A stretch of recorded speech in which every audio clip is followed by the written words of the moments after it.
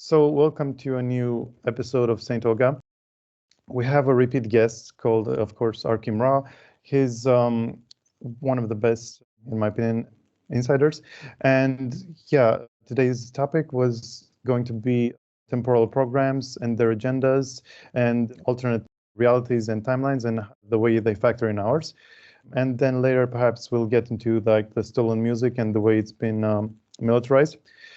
So I was curious if you could share whether getting inside the programs, was it a case of being sold by your own family, or do you remember who first took you and whether you were artificially created or something like that? I don't remember like what my baseline human life is, but I know that this life that I'm living now is artificial, and through just being in this for a while and knowing other people and stuff, I know that some people will have like other lifetimes in the in the past, like in the 50s or something like that, and then they want to use them again, so they implant them into a life.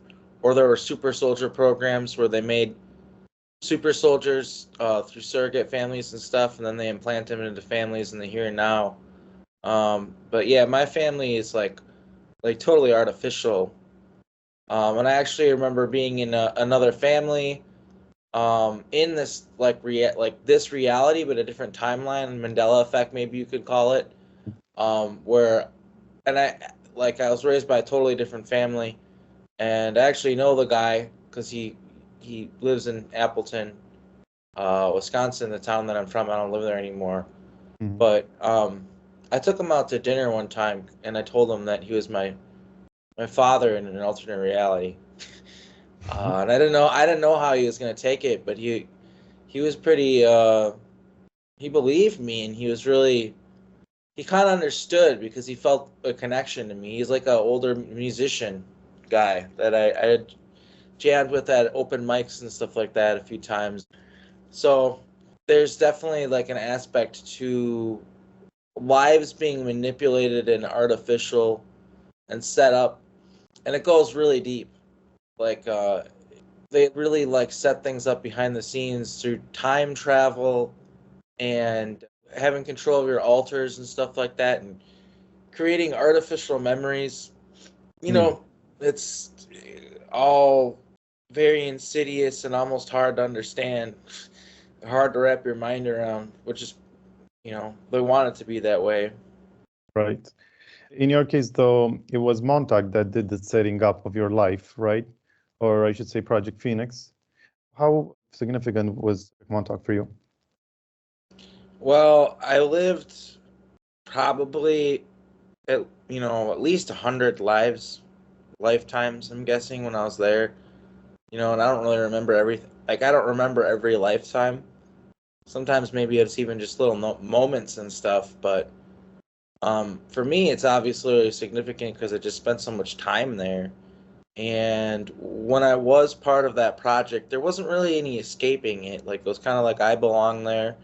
That was my place. I didn't know anything else. I didn't know that was my life. Like, that was it. So, and as far as like how important it is regarding other people, our entire reality has been shaped by the Montauk project. I mean, we weren't just involved in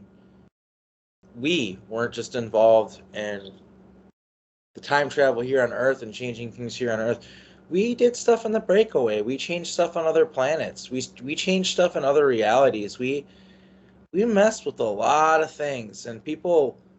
I don't think I know Preston Nichols and all those guys before me. They barely scratched the surface of what was really going on. For instance, like one example would be Napoleon Bonaparte.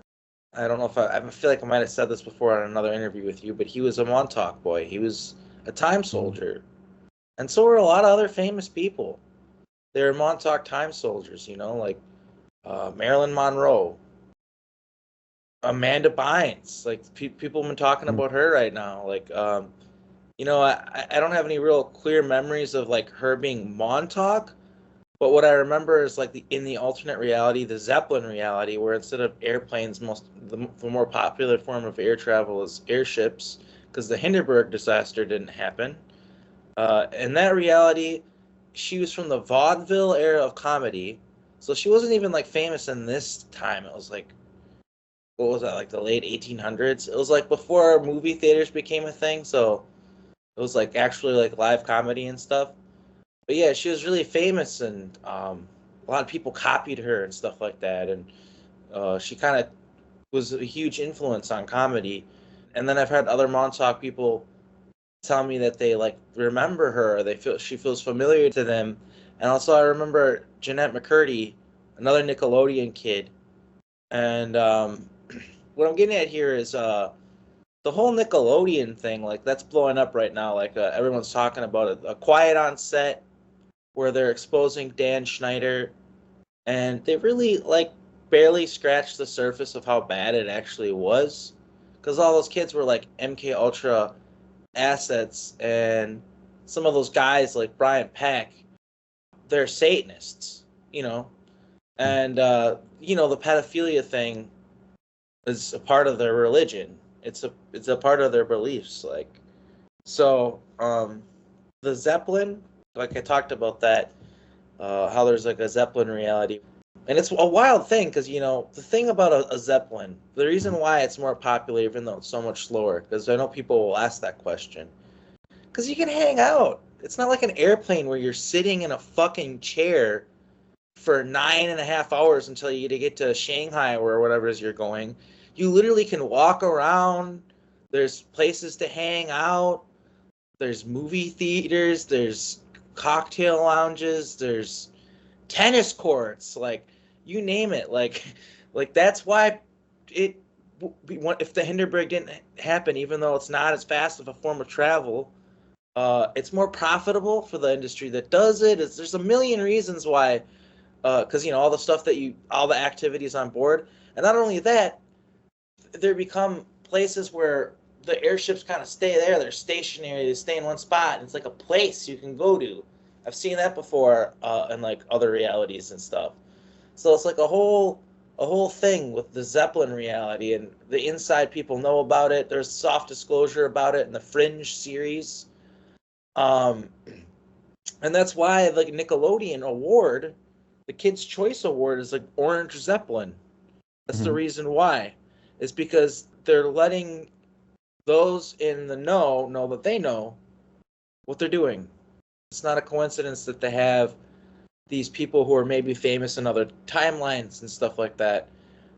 And what people need to understand about this is really what I want to talk about the most with the entertainment industry, is what people need to understand is it's all completely controlled. There's very little like, oh, this person's just really talented, they make great art, and because the art speaks for itself and it's great and people want to buy it, they get big.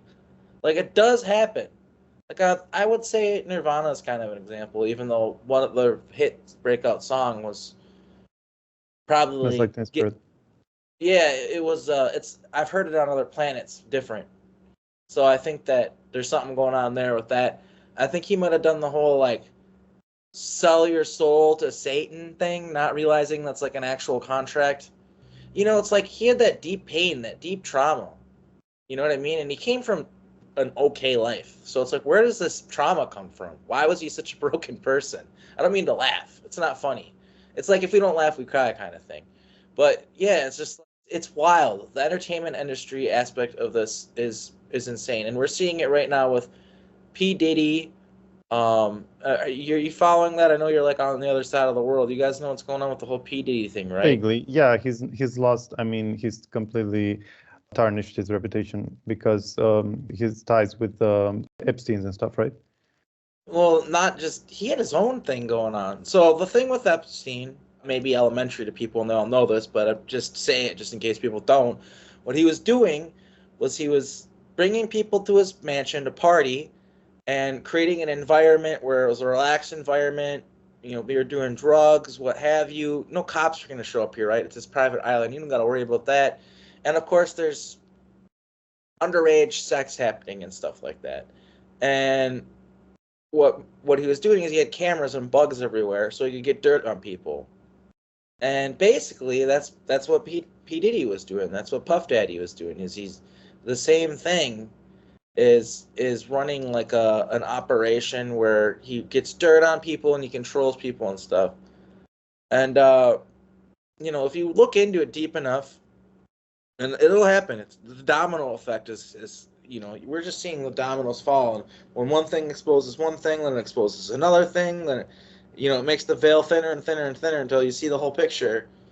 And what people are going to find out about it is like it's rooted in like ancient occult Satanism, Baphomet worship, that stuff, worship of Baal, all that stuff. People are going to find out that that's like the core of it. And like I've talked about Ordo Tempulum Nephilim, which is a cult that is involved in time travel and the music industry and Chiron energy and Chiron recording studios and all that stuff. It's huge, man. When you look into it, like they're involved in clones, and that's another thing is all these assets, all these Nickelodeon assets. Look, okay, so what they do is that they thrust them onto the public stage, and for instance, like Britney Spears, like her whole thing was, she was a 16-year-old heartthrob or whatever you would call it, and everybody knows and remembers, we're all there, she was heavily sexualized. Her whole thing was being sexualizing a teenage schoolgirl, and using that image to sell records.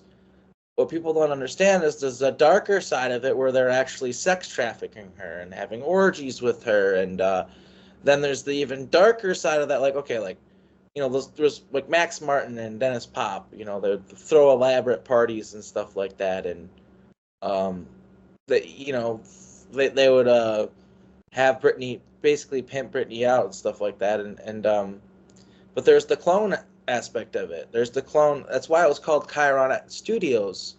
It wasn't just like a 3D surface level aspect that we're seeing now. Well, it's important for people to understand that it is in the 3D reality we're inhabiting, but it's the esoteric secret occult aspect of it was they had clones, and I don't think, obviously there's a lot of people who know about this, like, but they had clones of all the different assets, and they harvest their energy in rituals and stuff like that, and not only that, like, it can sell off time with these clones. Like, you can pay money to spend time with Britney Spears or Marilyn Monroe. In fact, it's coming out how Stephen Hawking was so close to Jeffrey Epstein, and he was kind of a creep. Well, he was a big creep, and I can testify to the fact that my memories aren't really clear, kind of emotional, get a really visceral reaction when I see him. But what I can remember is he was at the cloning centers, that he knew about the cloning centers, that he would go to them. And Stephen Hawking was famously obsessed with Marilyn Monroe. He even had a painting of her hanging in his bathroom. And that's because that was his favorite model of clone, was Marilyn Monroe, which people need to understand, it's actually her, it's her consciousness, it's literally her. That's like the best part. That's what these people get off on the most. And he also famously said that if he could time travel, he'd time travel to when Marilyn Monroe was at her peak. And so yeah, he the clone centers have, like, I've been to them, and they have these rooms where women will wake up, or people will wake up, and yeah, you can pay to spend time with them. But the more common thing that you'll see is it's like they orchestrate the clones and tell them what to do. There'll be a gang rape. So there'll be a girl that wakes up in a room, she doesn't know where she is, and then they'll just flood the room with a bunch of different dudes and stuff like that. And there's a lot of times there's gore, blood, killing. They usually kill them at the end of it, right? Like, it's just wild. And then they call them the red rooms, which there's been horror movies made about this stuff. It's soft disclosure. They have a red light in them often, but not always. And then, of course, the red light, the hit light that was connected to Dennis Pop had a red light that would go off while he was recording the songs in his room, and he called it the hit light. And then think about Hit Me Baby One More Time, and this is a 16-year-old girl that's clearly talking about getting smacked around during sex. Like, you know, it's like it's fucking wild when you think about how out in the open it is and how obvious it is, but also how cleverly they sort of hid it all and made it so it wasn't totally obvious. But now it's all coming out in the open, and I know that my testimony right now, people aren't maybe ready for it, but I know that it's coming really soon because people are like, it's like an onion. You're gonna peel all these layers off till you get to the core of the issue, and you actually can, you know, see it for what it is. Like, and yeah, the entertainment industry is just like a front for black ops programs and stuff, basically. Like, even like for instance, these famous people, like, I've never talked about this before, but you know, people would might ask, like, why would they use like famous people as assets? That doesn't make sense. Like, wouldn't you want them to be like low key under the radar? Well, for one thing, like in the distant future, people don't really know like who David Bowie is. He's not really that famous anymore. And in the past, they don't really know him either. He's a good example of he's a time soldier and stuff, and he was like a general on Mars for Mars Defense Force and shit. Mm-hmm. Like, he's a really good example of somebody who's in these programs. And people might ask, like, well, why would they use someone like that? Well, even in the here and now, when he was alive, he could go anywhere and do anything. And like, if he got into some place where he maybe didn't belong, people were like, oh shit, it's David Bowie. Well, fuck it, let him through. You know what I mean? Like, mm-hmm. So it's actually because people treat celebrities with like this elevated status that doesn't even make sense. They can just get away with shit that, and people won't even question it. People don't even think about it or look at it. I mean, Marilyn Monroe famously could walk around like a normal person and not have anybody know who she was. And then, and this is real, man. I'm not just making this up. They talk about it in like documentaries about her and stuff. Like her friends that knew her talk about how numerous people talked about how she'd be like, hey, you want to see me turn into her? They'd be like, what do you mean? She'd be like, watch this. And then she'd turn into Marilyn. And all of a sudden, everybody everywhere is like, it's fucking Marilyn Monroe. And like, there's just people chasing her. She was able to blend in when she wanted to and able to be noticed when she wanted to. And like, yeah, I stand behind the fact that a lot of the most famous people throughout history were time agents, and most of them had no clue, didn't even know. Most of them. I'm sure a lot of them do. A lot of them, like me, maybe figure it out. I think the normal reaction before the internet, if you figured out this stuff, was just keep the knowledge and use the knowledge to become powerful. That's all you really could do. It's not like you could get on your soapbox and tell other people about it like you can with the internet age. You can maybe make a book or something like that. But think about how hard it was to publish a book back then and everything. Like, it's easier to just keep the knowledge for yourself, share it with the people who are actually willing to listen to you, that are close to you, and just move on with your life. But now there's actually people talking about it, and that's the difference. And that's even why those who maybe wouldn't understand are able to get the context where they could understand. Like, for instance, like a lot of these memories, feelings, stuff like that. If you don't understand that time travel is real and that time travel exists, then it's like it's not possible to comprehend what happened to you because you don't have any reference point to do so. You know what I mean? That's another aspect of this that I always like people to remember, is that being broken into a million pieces, being tortured, raped, kept in a dog cage when you're a kid, stuff like that, it might turn us into good weapons warriors in these programs, but when it comes to living normal lives in the here and now, we're damaged people, and it's very difficult. So we're not necessarily always going to be the picture of grace and social nuance or whatever. Like, a lot of us might be socially awkward or whatever. I mean, we're not normal. Like, we're not. Like, we don't belong in this normal life and this normal reality with these normal people. Like, anyway, I'm sorry. I just went on a big rant there. No worries. But yeah, I think you said that that's part of why they take us. I mean, it not simply for exploitation, but also to suppress us, to keep us down, especially the ones that, you know, they consider like that are able to change the timeline and whatnot. So, but I have so many questions, and I was wondering if you could try to make a more rapid fire format real quick. Absolutely. Cool. So I'm sure that a lot of stolen music came from Montauk specifically, and that they encouraged you to play music in it. But does this go for other programs, or is there something about Montauk?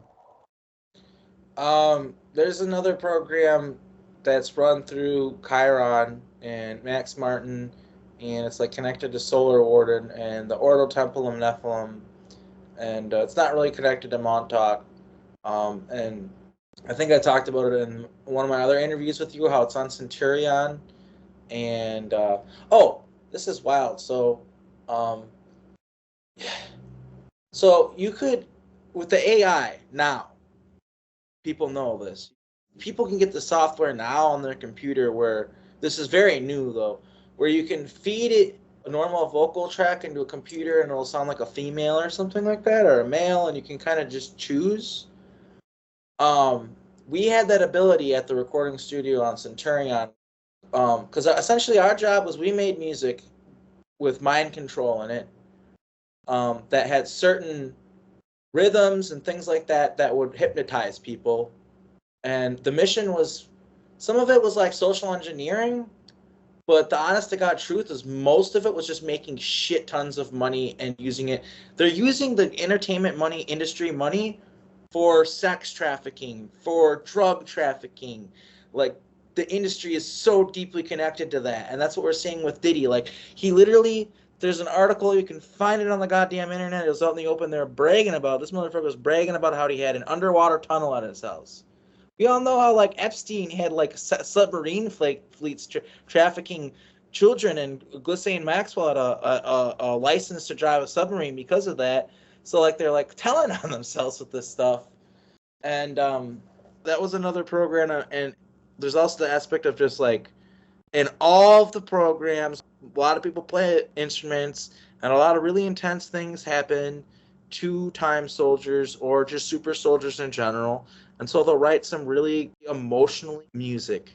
And one of the things that we knew at Montauk, and also the recording studio on Centurion, is like songs that come from an honest place where someone went through like emotional struggle.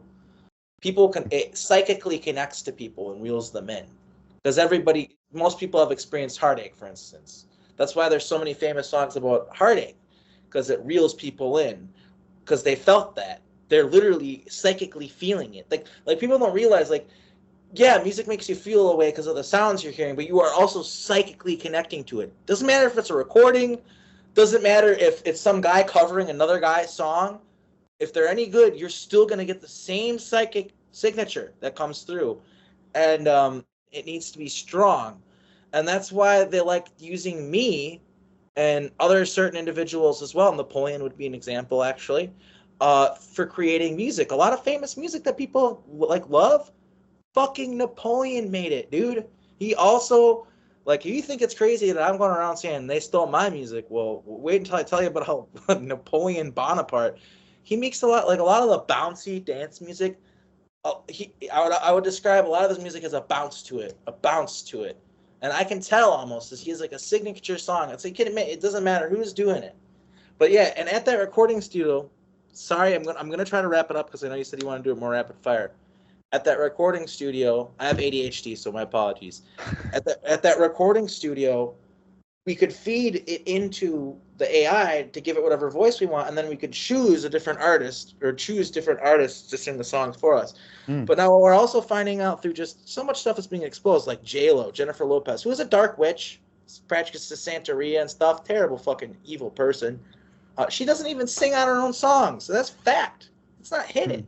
And like this is how the music industry is operated. It's just like, it's just creating an image, creating a product, and selling it. That's how they do it. And they, every once in a while, authentic musicians that actually give a shit come through and get famous, but it's pretty rare. Like, mostly it's just controlled people. Like, like for instance, like the people who got famous through P. Diddy. Like, he got to the level that he did because he was willing to suck Clive Davis's dick. And the people who got really successful through Diddy were the ones who sucked him off the most. That's how this shit works. It's disgusting, but it's true. And it's just like, there's so many layers to it because there's like the very rudimentary, elementary layer of just sex abuse, people being creeps and taking advantage of their positions of power.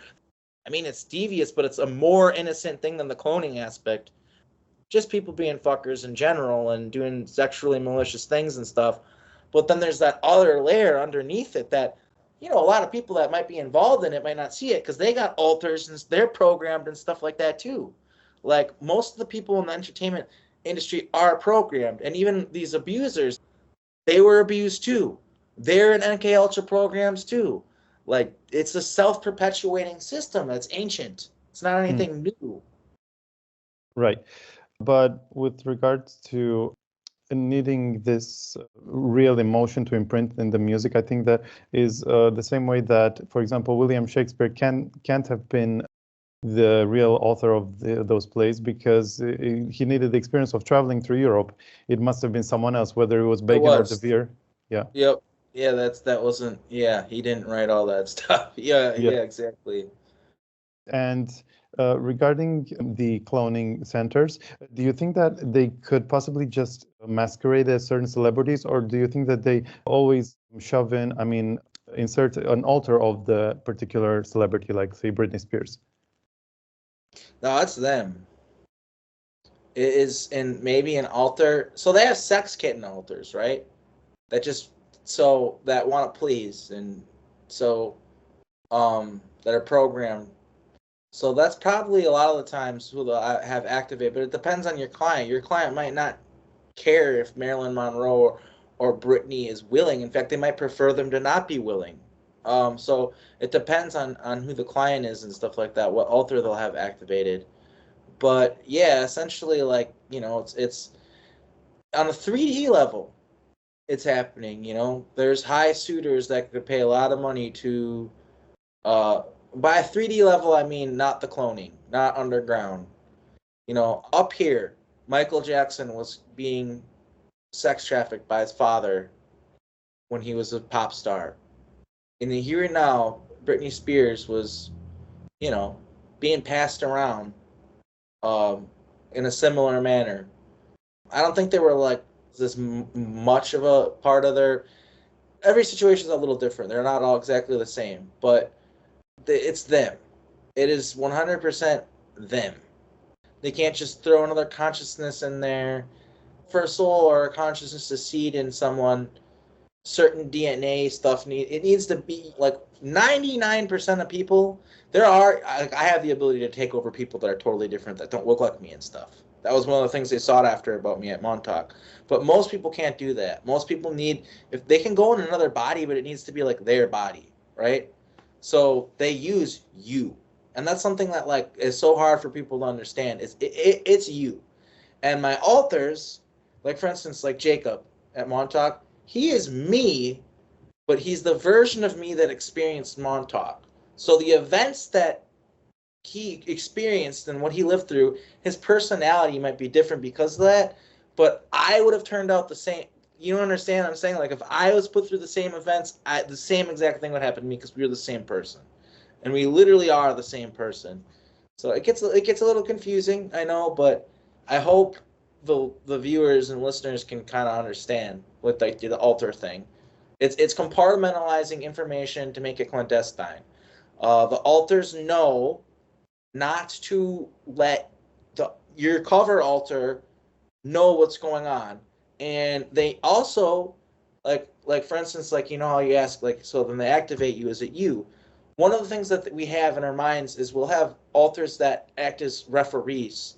They're in there making sure you don't remember certain things, or if you think about certain stuff you'll get a headache or whatever. They're in there doing that, like you don't even realize it, like a program running in your brain.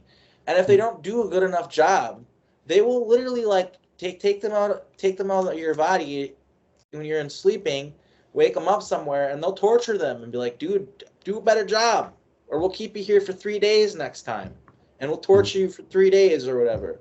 So like it's one of those things where it's like the whole system needs to get unraveled. It needs to go public in order to stop it, because they got such dirt on everyone. Like I don't know, even with Diddy, and I'll try to not rant. I know kind of like even with the thing with Diddy, he just let out this huge. He just made a video recently where it's just his kid on his lap, and he's just naming names, and that's it. He's just naming all these people's names, and it's him saying, "You all are in on this bullshit too, and if I go down, you're all going down." It's him warning everyone, and it's called mutually assured destruction. Yes, it's a thing that it's like it's all from the CIA playbook and stuff. Like and it's all the music industry. That's who's running it. Is because the Central Intelligence Agency. It's kind of their job is to mold the public perception. So that that's why they have their hands in all this stuff. Is because that was so important to them, and also there's a lot of money to be made, and the mind control. It's all about controlling things. Right. But just wanted to, before we end the music stuff, I think you said that even classical music has been corrupted. I mean, has been repackaged and stuff has been stolen. Going back to like, I don't know, Mozart, who was himself a Mason, do you think that it's possible that it's going back that far? Yeah, a lot of the classical music was made at Montauk. I wasn't really as good at making the classical music. That was other people. One of them who is actually alive in the here and now. His name's Alondra Markman. All I know is he did write a lot of stuff that other people got credit for. Masons, old Masons from the old times and stuff, playing their pianos and with orchestras and things like that before we had technology like we do now. Sheet music stuff, you know what I mean? Mm-hmm. And we were involved in that. And then there's also the thing that, I don't really understand it, but Preston says that the signal of our universe is riding on. It fucking doesn't make sense, but it's riding on like. There's this song called "The Swan." It's like from a ballet or something like that. Chopin, maybe. My memory's so Tchaikovsky? bad. Tchaikovsky, yeah, something like that. He said that the whole signal of the universe started with that one song or something like that. Like it's weird. It's in his book, but all I know is the whole music aspect was a huge part of the programming at Montauk. Like he would blare Metallica while he's blaring Beethoven to put you in this weird state and hypnotize you and stuff. Preston would do that to us, and music it's just a huge part of the programming. Nightclubs, for instance, another thing. Nightclubs and strip clubs. This is where so much clandestine operations occur. This is where information gets passed along. I ran into Till Lindemann from Rammstein's Clone at a strip club this New Year's Eve. That happened to me. And, it really reiterated to me and reminded me the whole situation, because I haven't been to a strip club ever in my life. It was my first time going. And it's because it was New Year's Eve, and it was like this dance night, and we just wanted to have a great night and have a wild time. So we went, and I went with my girlfriend and my friend. And, yeah, man, Till Lindemann's Clone, who I guess I know and served with in Nachtwaffen. And, he's connected to the music industry stuff, too. Apparently he's a real creep in the here and now. He's doing all sorts of weird shit to people, too, which isn't surprising. But anyway, I ran into him at a strip club, and the reason why is because, well, he was trying to check up on me, but I could tell that story. That's a whole story. But the thing about strip clubs is you can't bring your phone in there and be waving your phone around, taking pictures. You can't record anything. If anybody did try to bug the place, it's loud. There's loud music. So strippers, a lot of times they'll be assets. Either they literally know they're assets, or they don't know they're assets. And so a guy will come in there and he'll be somebody trying to get some information on something. He'll get a strip club from a certain stripper, and she'll be on his lap. And if she knows, instead of whispering sweet nothings into his ear, if she knows why he's in there, they'll start talking about whatever's going on that they're trying to talk about. If she doesn't know if it's a MK Ultra asset, they'll say a code name. The guy will say the code words like red aurora in the evening sky, something like that, and then they'll alter out. And then they'll talk to him. get the information from them, and then they'll say red aurora in the evening sky or whatever it is, their closing code, and they'll shut off, and they won't remember that. They'll just kind of like it'll seem like a hiccup to them. Like they'll be like what? And since they're still doing the same thing in the same situation, they're just like, okay, whatever. Like, it's weird when it happens, but you're in the middle of doing your job. You can't just be like, wait, what happened to me? So that's one aspect of it. And then another aspect of it is running racketeering schemes and running blackmail on people. So one thing that I can testify to right now that I've been talking about, and I write about it in my book, is that is going to be out soon. It'll be out in July. Is the fact that Montauk started opening up nightclubs all around the world, all around the fucking world, buddy. I'm not just I'm just mentioning two of them, and I can't remember all of them. But I know, for instance, the Cat Club here in Portland is one of them. That's where I met the Rammstein dude. And then there's another Kit Kat Club in Berlin. They have a portal to each other underneath them, I'm pretty sure. Don't quote me on that. But also, it's defunct, it doesn't exist anymore. It was called The Asylum, and it was in Bristol, England. And people can look it up, but it's kind of hard to find information on it. I think their Instagram's still there. And what's wild to me is, because I remembered it, man. I said it before. I think Joseph Powell is the one who actually found the really good images of it and stuff. And so wild. So what we had going on there was wild parties, obviously, and there was this mansion that the after parties would be held at, or the after party, really. And that was the people that were in the know. That's where they really wanted to end up. But it was all very dark and very connected to, it was like Eyes Wide Shut kind of parties, right? That kind of shit. And but people did want to go to it. They wanted to have the freaky sex and the good drugs, and it was like an elite thing that was an inside secret that was like kind of out in the open, but not really. And what's wild about it is, like, you can see the image. Their logo was literally the gates. It says asylum, and then it's the gates, like the gates to the mansion, right? Like you see in Eyes Wide Shut, the guy standing in front of the gates, and he needs to know the code to get in. It was like that, dude. And of course, once you get there and you're doing all this freaky shit, well, the whole place is bugged. You were recorded snorting that line of cocaine off of that 16-year-old girl's bum or whatever. You know what I mean? You were recorded in doing all this illegal shit. And sometimes this would be politicians, or maybe it'd be famous people. It didn't really matter. Doctors, lawyers, anybody who we wanted dirt on, anybody who we wanted to control. And yeah, man. Once you have somebody's, you literally have somebody's life in the palm of your hands at that point. Because if you can send somebody to prison, they'll do anything to not go to prison. Fucking anything, dude. Nobody wants to go to prison for the rest of their life, or be known as a pervert or whatever, or a cocaine user or whatever, if you're a doctor or a lawyer, some affluent person.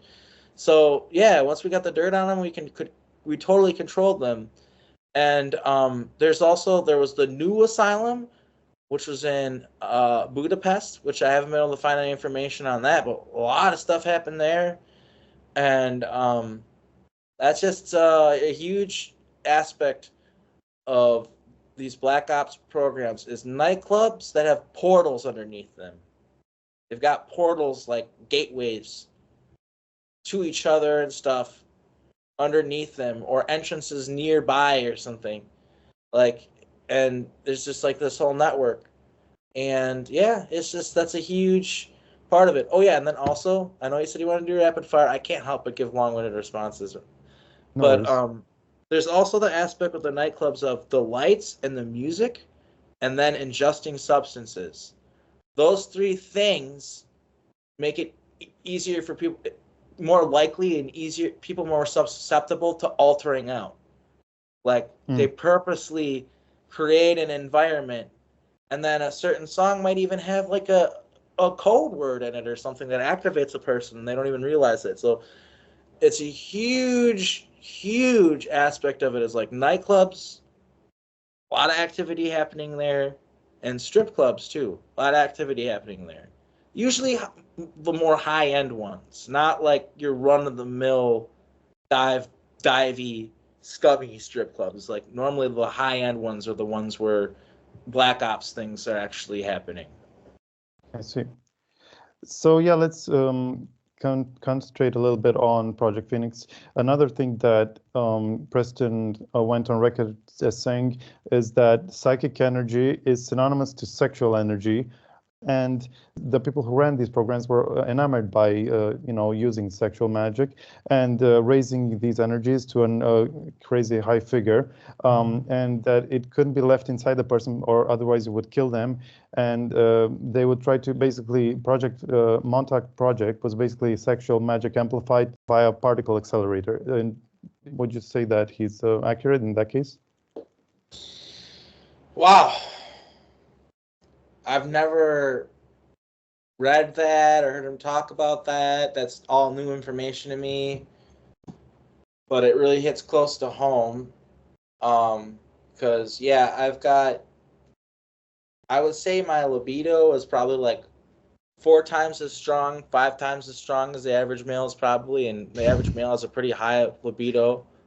I've had to kind of have mental exercises and things like that to control my sexual appetite, which is large because of these programs. It's kind of one of those things where I've been involved in so much crazy sex stuff, sex magic, sex orgies and stuff like that. It's wild. And so it's imprinted on me. And so I've got issues with sex because of that. Issues with and yeah, I would say that it does feel that way. Like there's it feels like an energy inside me that needs to be let out, or kill me or something. And also I know that I've talked to other people about this kind of more in private, other Montauk people, and yeah, we all have this problem where our sexual energy, our sexual craving is higher than people. And of course that's how they used us what they used to control us too, is like, all right, like if you guys, like even in Solar Warden and stuff like that, if you like, and I know this is maybe sidetracking a bit, but it's like a thing with like Solar Warden and Aquaf and different ships is when you were in battle and in the heat of war and everything, you had to be a goddamn machine. You had to follow everything to the T. You did not fuck around about anything ever. But when we won a battle, it was insanity. Fucking insanity. People fucking everywhere. Fucking everybody's getting drunk. Like, it was wild. Insanity. We turned into wild fucking animals. And it was the same thing at Montauk. And not only that, like, they programmed us to just be just fucking wild. Like, even when we were kids who didn't have any interest in sex or anything like that, they would put us in front of this pyramid thing that would spray out this pheromone shit at us, and then we'd be wild. We'd probably fuck a goddamn dry piece of driftwood if that was all that was around after they sprayed that stuff at us. Like, it was nuts, dude. And sick things, man. They made me do sick things, and it's fucked up my mind. I have to heal my mind from the things that they made me do. Like, it's taken me a long time to be comfortable around larger dogs and not feel weird feelings because Preston made us do weird sexual stuff with dogs. Like, and just, yeah, there's... So I don't know. I'm sorry if I'm giving a long-winded answer, but yes, we did have a very strong sexual energy. I did put it into the music and into the songs, and also that's another thing when I talk about I didn't know this quote. This is new to me, but it connects exactly what I'm saying, and it kind of reiterates that I'm telling the truth. He was telling the truth. How I say how they will gang rape an individual, and during the point of orgasm, they will kill them. And they are putting that energy into the fucking song.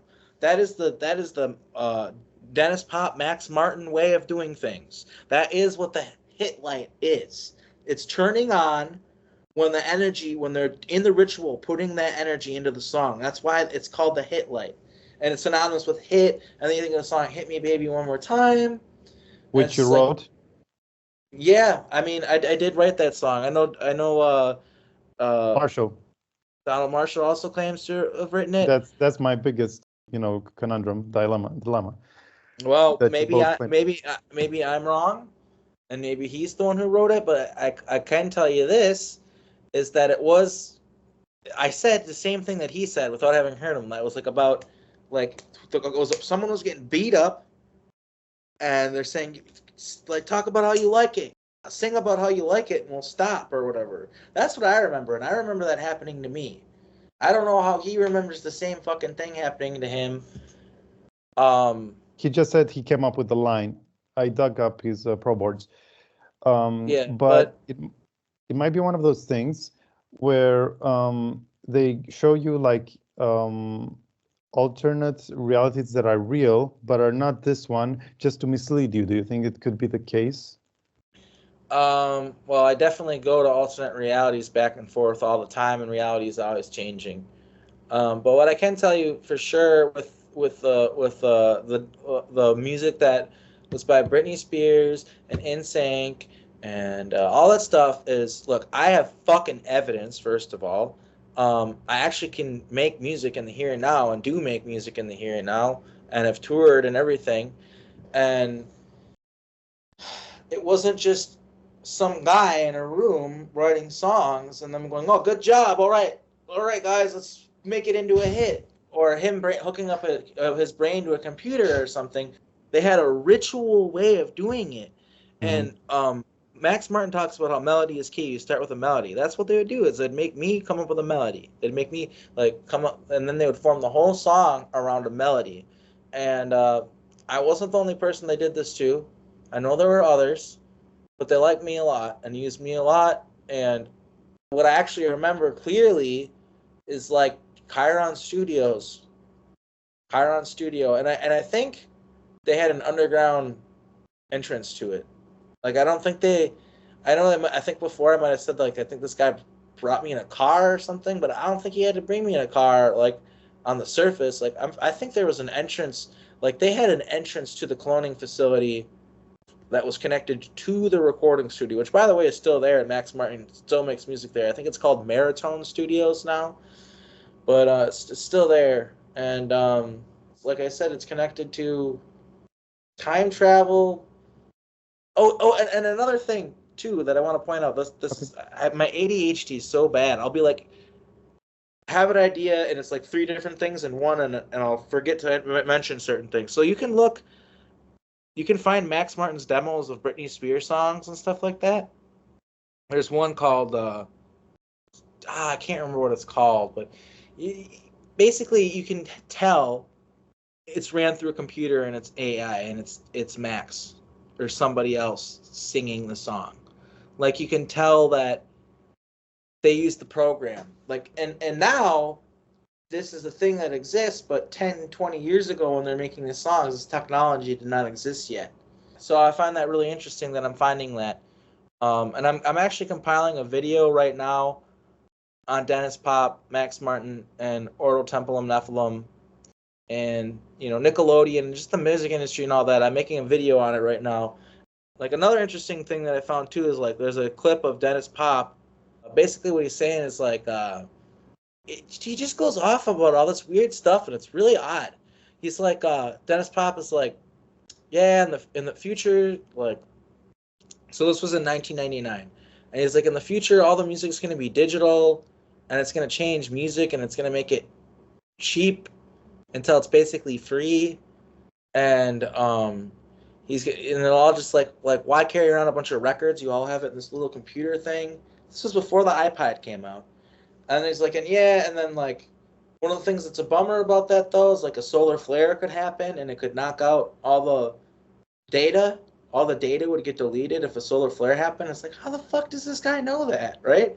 And then he's like talking about yeah, and then like soon, like not in the future, like not it's not gonna be that long before we have portals. And he's just like, and then like you just be able to go anywhere. Like you won't need airplanes. Like telephone conversations will be kind of pointless. You just be able to go to their house and talk to them. That's like, and like the person who put the video on YouTube is just like, haha, crazy Dennis Pop. Like so weird that he's talking about this stuff. It's like, yeah, it is weird. Why is he talking about all this shit? And to me, it's confirmation that he did. He stepped through portals and he knew all about all this stuff. He was in the esoteric world, and it's well known that both Max Martin and Dennis Pop were Swedish metalheads before this happened, and we all know about how the Swedes and the Norse metalheads love their Satan.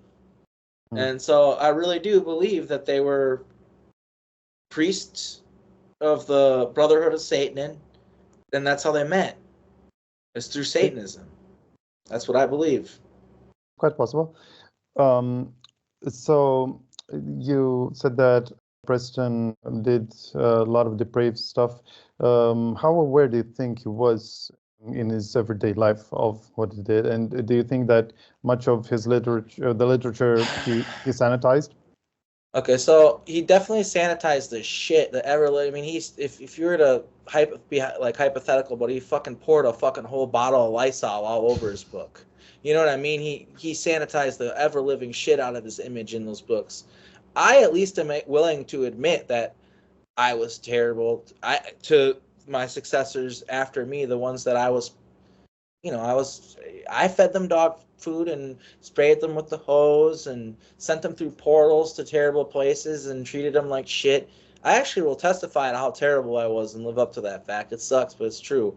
But I do also have the benefit of being forced into the situation which he doesn't have.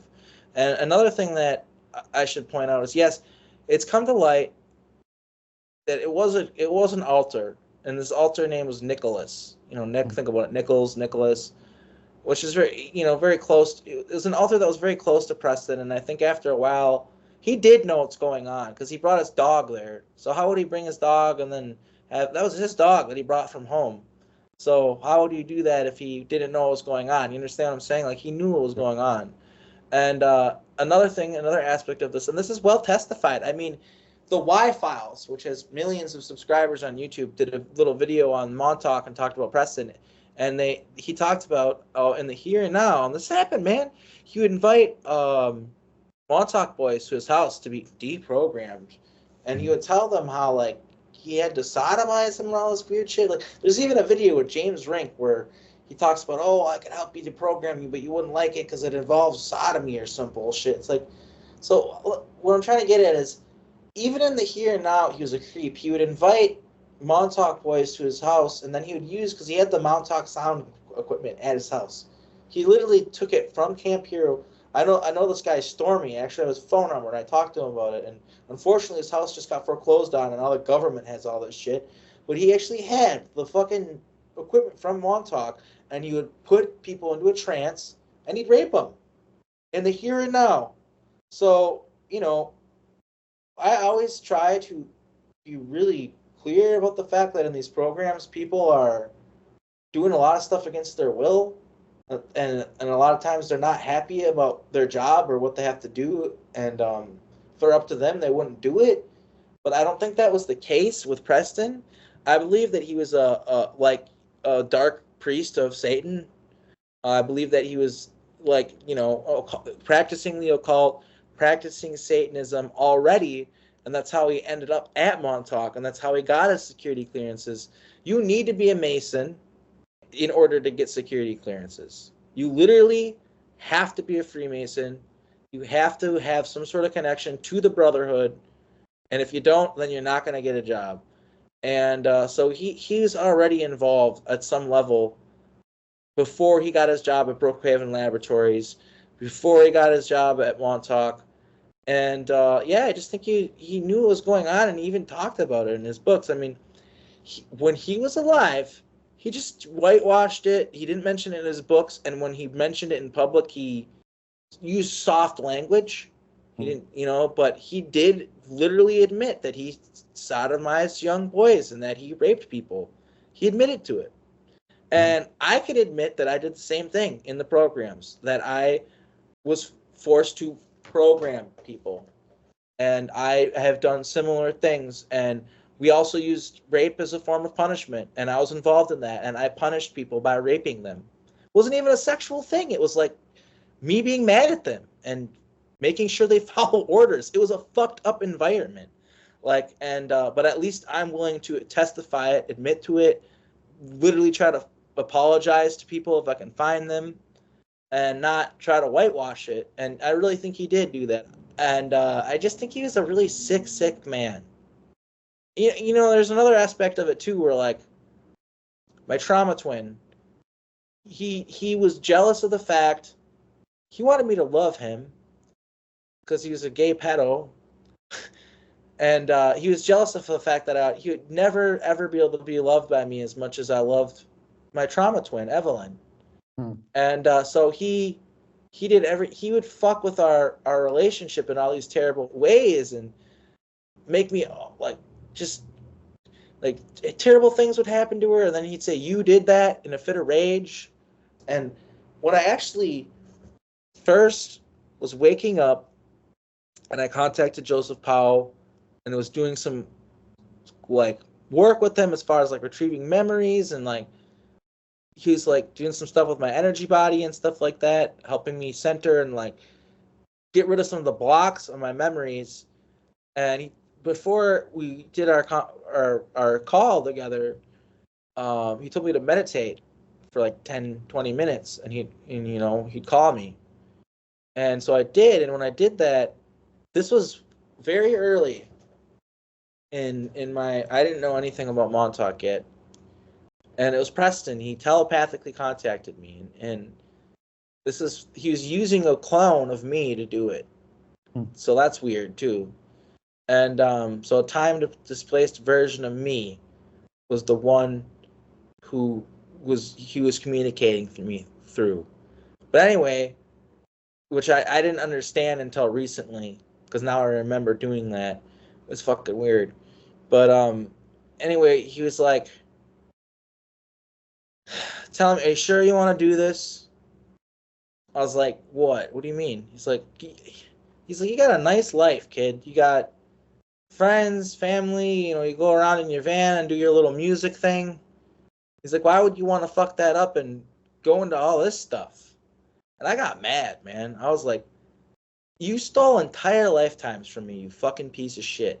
And now you're going to tell me to not try to get them back, to not recover? I'm like, you stole me from me, my own identity, what I am, my own memory, no. I fucking freaked out. I was like, you're a piece of shit for even suggesting that I not look into this deeper. And he's like, all right, but don't say I didn't warn you. You're going to find out a lot of things that you don't like. And he said something like, he said the history's going to remember you, the world will know the name Bloth Arkheim, because that's my music name, And I was like, shut the fuck up, Preston. You probably tell everybody that they're all special or whatever, to not try to take advantage of them. You're a manipulative piece of shit. And he's just like, and I asked him, I was like, say sorry for hurting for Joseph, for hurting Danny, or Jimmy, for hurting Danny, for hurting all those kids, because I didn't remember him hurting me yet, but of course I found out that happened. And he goes, that wasn't me, that was the military made me do it. I was like, the military made you do it? He's like it was part of my job or some shit. And I was asking him questions. I was trying to ask him more questions. He's like, I gotta go. I can't talk to you like this forever. It takes a lot of energy. You don't understand how this works. And the last thing he said to me was, by the way, I'm sorry that things didn't work out between you and your little girlfriend. And I didn't understand it at the time. Like, what? What do you mean? I didn't get it. I don't know what he meant by it. I did know that he meant this girl that I grew up with in my town, because it was telepathic, so I could see that in my mind. But I didn't know she was my trauma twin yet. I didn't know she was at Montauk yet. And it isn't until later, now that I have context, I know how insidious and fucking mean that was for him to say. Like evil. Just straight up, just incredibly evil for him to say, I'm sorry that things don't work out between you and your little girlfriend. And yeah, he was just an evil guy.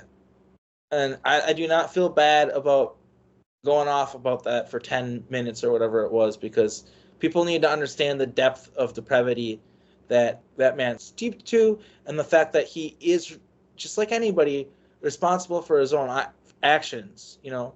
And not only that, the system of abuse is like, you know, it's a self-perpetuating system. Like, abusers become abusers. But I really do feel like he set it all up. Like, you know, we were kids when we were brought in there. He was an adult when he got there. So No, I'm glad you shared that. I think you gave an honest and balanced account there. So moving on to Project Phoenix, like operations, was a child required to concentrate on the mirror for you to go through a portal, or could you also just go through technology? So, with the portal technology at Montauk, it started like anything else. They had to figure it out as they went along. It was very avant-garde. There's a lot of mistakes made along the way, and a lot of kids died.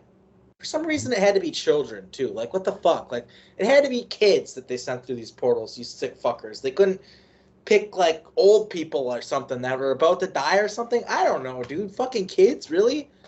But anyway, they you know, and they did the Tesla technology portals, which the thing about Tesla portals is, well, you need another one.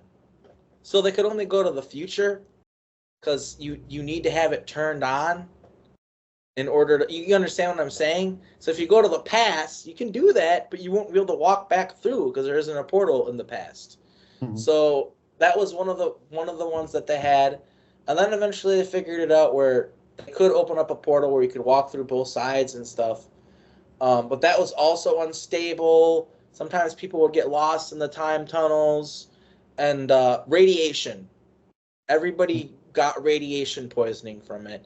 But they refined it, and eventually we discovered like ancient gateways and kind of started figuring out how that technology worked. And so you can create a stable wormhole gateway and just leave it open, and then depending on what you're trying to do, that's a good idea. Like, for instance, if there's a particular period of history that we want to interact with a lot in a relatively condensed amount of time, we would open up a gateway to that time period with the portal gateway synced to our time period. So like, it's, let's say it's the year 1800 here, and it's the year 1900 here. When it's 1920, it'll be 1820 there. You get what I'm saying? Like, they're synced, so time passed in, like, wild concept to think about. Like, but the doors were synced in time with ours. And we did that because there's certain periods where we're continuously interacting with them. And if you're to open up a portal over and over again to that period, it made it harder and harder to punch a hole through time space. And not only that, it's like putting a needle through a piece of fabric. And if you move the needle just a little slightly left, you'll end up in a totally different fucking reality. So we had to leave the portals open in order to effectively go back and forth and manipulate that part of history. But the most advanced form of travel, the cleanest and most efficient, was when they figured out that they could have a kid concentrate on a mirror and open up the mirror to a certain part of time space. And then, don't quote me on this, but I also believe that in order to open up that part of time, like, let's say they wanted a portal to ancient Babylon. Well, you needed somebody with either a past life in Babylon or remote viewing capabilities to see it. So they could visualize, you needed to be able to visualize the target in order to make a portal to it. If you couldn't visualize the target, you couldn't make a portal. But so you'd visualize the target, and you just imagine, just that's like the door to that reality now. And the trip chair amplified your thoughts and made what you thought real. You could make an orange or an apple appear or something if you wanted to. But we used it to turn mirrors into doorways. And now another really important, I'm talking about all the modals of portal travel, another really important aspect for people to understand, because I've had other Montauk soldiers kind of get upset at me for not talking about this, I guess, but I do. what people need to understand is there's more than one modal. I had the ability, and others, to literally open a portal on my own. I didn't need a trip chair. I didn't need technology. I could literally just put my hand out, and it was like pulling and pushing on the fabric of time and space itself until it opened the portal, and I could go anywhere I wanted. All that it required was I needed to have enough mana, enough spiritual energy. You know, like for running around and lifting weights or whatever, you need to eat good, you need calories and stuff. Well, there's another type of energy, which is why it's good to eat fresh food and stuff, is because you get mana from it. You actually get spiritual energy from it. And also, but like the 5G and all the waves that we're susceptible to, they're literally designed to dull down our mana, to dull down our spiritual, our psychic awareness and everything else and interfere with it. They're like a blanket they threw over it to cover it up. All these waves that are in the air and stuff like that. But essentially, as long as I had enough mana, as long as I had enough energy, I could open up a portal. And if I needed to open up, even if I didn't have enough energy, all I need to do is rest for a while and eat good or whatever, and maybe sleep, take a nap, and then I could open a portal again, you know? Like just like after going on a jog and you need to replenish your energy in order to go for another jog. You know what I mean? It's the same thing. And I suppose that didn't stop with the portal, but also other psychic abilities that you could even use in missions, perhaps. Like I know you also said that you could choke people. I know it's really unfortunate that you were forced to do it, but could you maybe describe how you actually like, was it like Darth Vader where you also lifted them in the air or what? Yeah, I could do that. I could lift them in the air and choke them. I could also take groups of people and throw them around, and like I could do all sorts of wild stuff. Or if like people were coming at me, I could just go and just like I could have a whole crowd of people coming at me, and I could just go and just they'd go flying. They'd all just boom. Yeah, and stuff like that. And it was just like augmented your combat abilities and made them more effective. Really, is what it did. Is having these esoteric, what do you call them? They're superpowers, I guess. Psychic ability, yeah. Yeah, I mean they're not normal human abilities. They're basically superpowers, and it sounds so crazy to say it out loud, even to me who experienced it. I get it; it's wild, but it's true. And did you not also use it to escape torture, as in you force yourself to leave your body during the torture? Yeah, we would leave our bodies during it, but they would know, and they would try to anchor us in our bodies. But also, they wanted us to be able to leave our bodies for if we got captured and were tortured by somebody else. So, depended on what they're trying to do.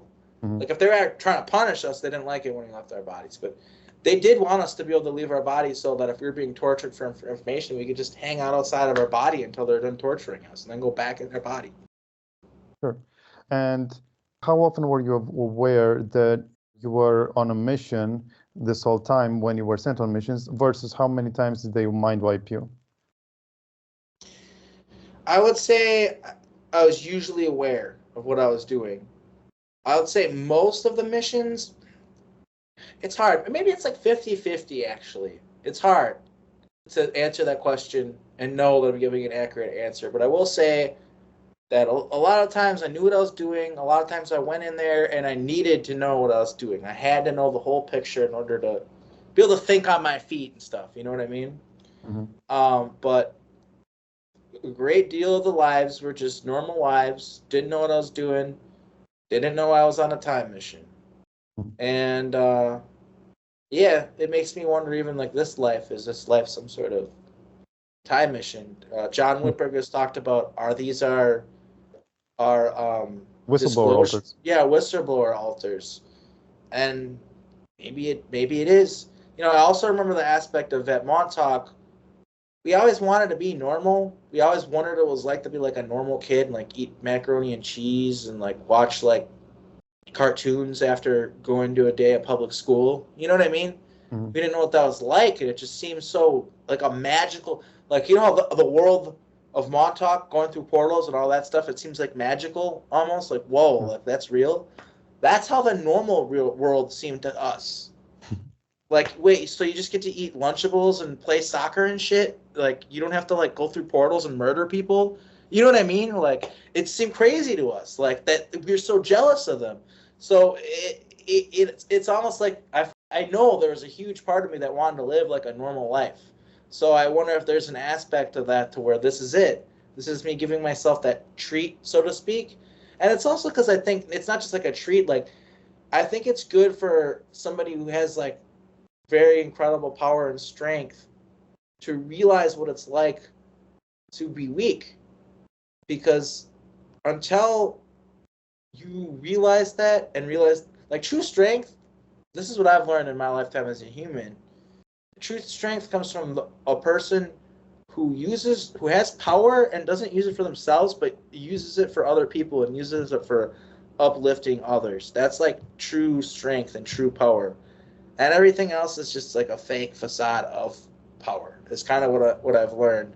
And I think that's what omnipresent, super powerful beings fail to realize is like they're not, just in the same way that I'm not more important than an ant on a blade of grass, like a super powerful being that can walk through realities and stuff isn't more important than you or I.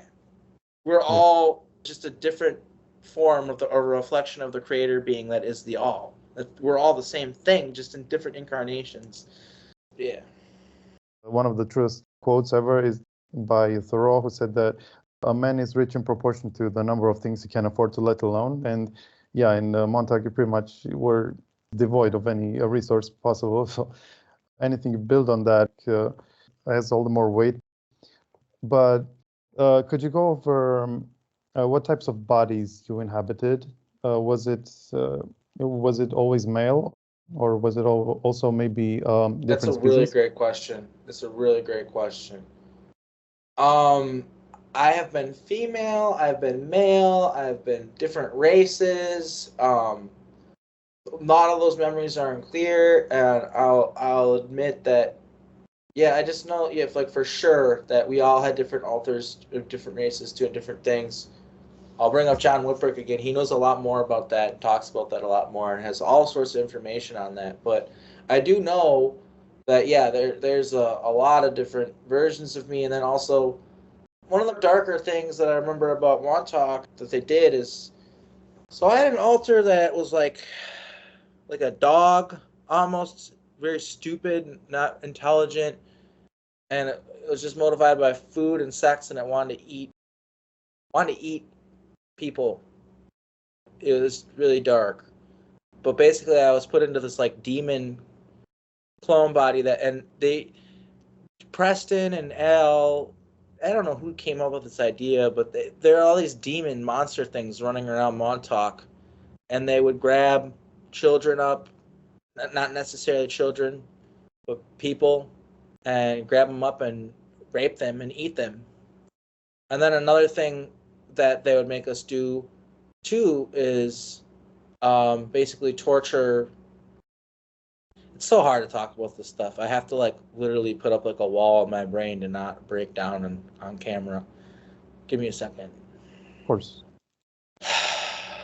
They would make us torture the kids over and over again, and each time that we did it, they would make us do it worse and worse. And like I said, sometimes they'd make us do it in this demon body or whatever.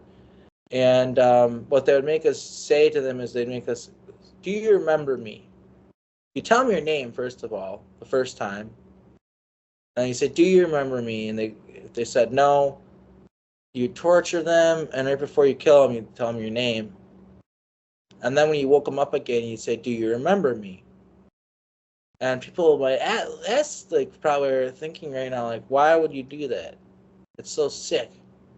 Well, the reason why we did that is so that if somebody was on a time mission and they got captured by another group and they got killed and they got put in a new body. Now, what anyone would assume, well, not anyone, but most groups would assume, all right, we got ourselves a new asset and now we can use them to infiltrate the other group or whatever. Because they'd wake up in a new body and they more or less, they might remember stuff, but they wouldn't remember where they were.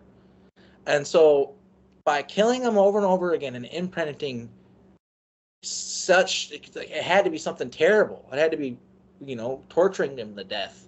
that imprinted in their psyche, and then when they remembered it, you did your job, and that meant when they got captured and they got put in a new body, they could pretend that they didn't remember anything, and then they could infiltrate that group. And so that's why we did that. And but yeah, they would put us in different bodies of monsters and stuff like that. And I do also believe there are situations where they put us into like ET bodies to try to get us to do stuff, but it was stupid and a waste of time because ET are telepathic and they'd always figure out what we were doing, you know. So that was pretty rare. You could perhaps fool humans with that. Yeah, all the time. We could fool humans all the time, but if we try to infiltrate, I got another funny story too, man. Sure. If you don't mind me just kind of telling it.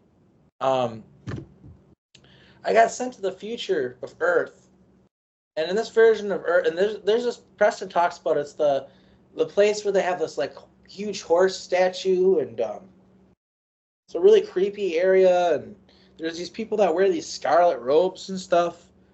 Blue Oyster Cult has some album art that really looks like that's how it looks. But anyway, got sent to that future, and it was one of those lives where I didn't know that I was a time agent, and I was just living a normal life. And essentially, in that future, this is the year I think 2700 something, or maybe it was 3700. It's very far in the future. It kind of doesn't really matter. It's really far in the future. And everything was delegated and controlled by an AI supercomputer that ran all of society. And everybody was telepathic, and nobody spoke. No music anywhere. No speakers. Earth? Yeah, on Earth. And that's what the song "Sound of Silence" by Simon and Garfunkel. That's a Montauk song. I think I might have even wrote that song. Somebody at Montauk wrote that song, 100% for sure. If it wasn't me, it was someone else. And yeah, because he says in the song, and the people bowed and prayed to the neon god they made. People talking without people, or talking without speaking. People writing songs that'll never be saying, all this stuff. And it's talking about in this future, it is really quiet. It's like really weirdly quiet. Like, no, you're just fucking quiet. It's weird. For somebody from our time period, it's creepy. And so what that song's about is that. And but anyway, I remember like everything's controlled by the AI. You take pills so you don't have sexual urges and stuff like THX 1138, that movie, you know. And Equilibrium. Yeah, and you're assigned your partner, your sexual partner. You're assigned everything's assigned, and everybody's cool with it because like World War III happened, and it was so bad, and so many people died, and so much of the planet got fucked up, and like never gonna like unfixable some of the damage that happened. So people just were so fed up that they're like, all right, let's let a robot delegate everything because it's impartial. You know what I mean? It'll just do what's the best for everyone. So that's what they did. And, after hundreds of years, like at first people understand it and it's fine and life's good and people don't have to work and it's great. But eventually we like lose our humanity, and then the computer more or less puts itself in a position where it becomes like God. Like people worship it. It has temples and people do rituals, and like basically there's a whole religion built around this computer, and it's kind of like religions now where a lot of the stuff that people do, they don't even really know why they're doing it. They just do it, like certain holidays and stuff like that, and certain things they just do it and they don't question it. But it's a really weird world, really weird society.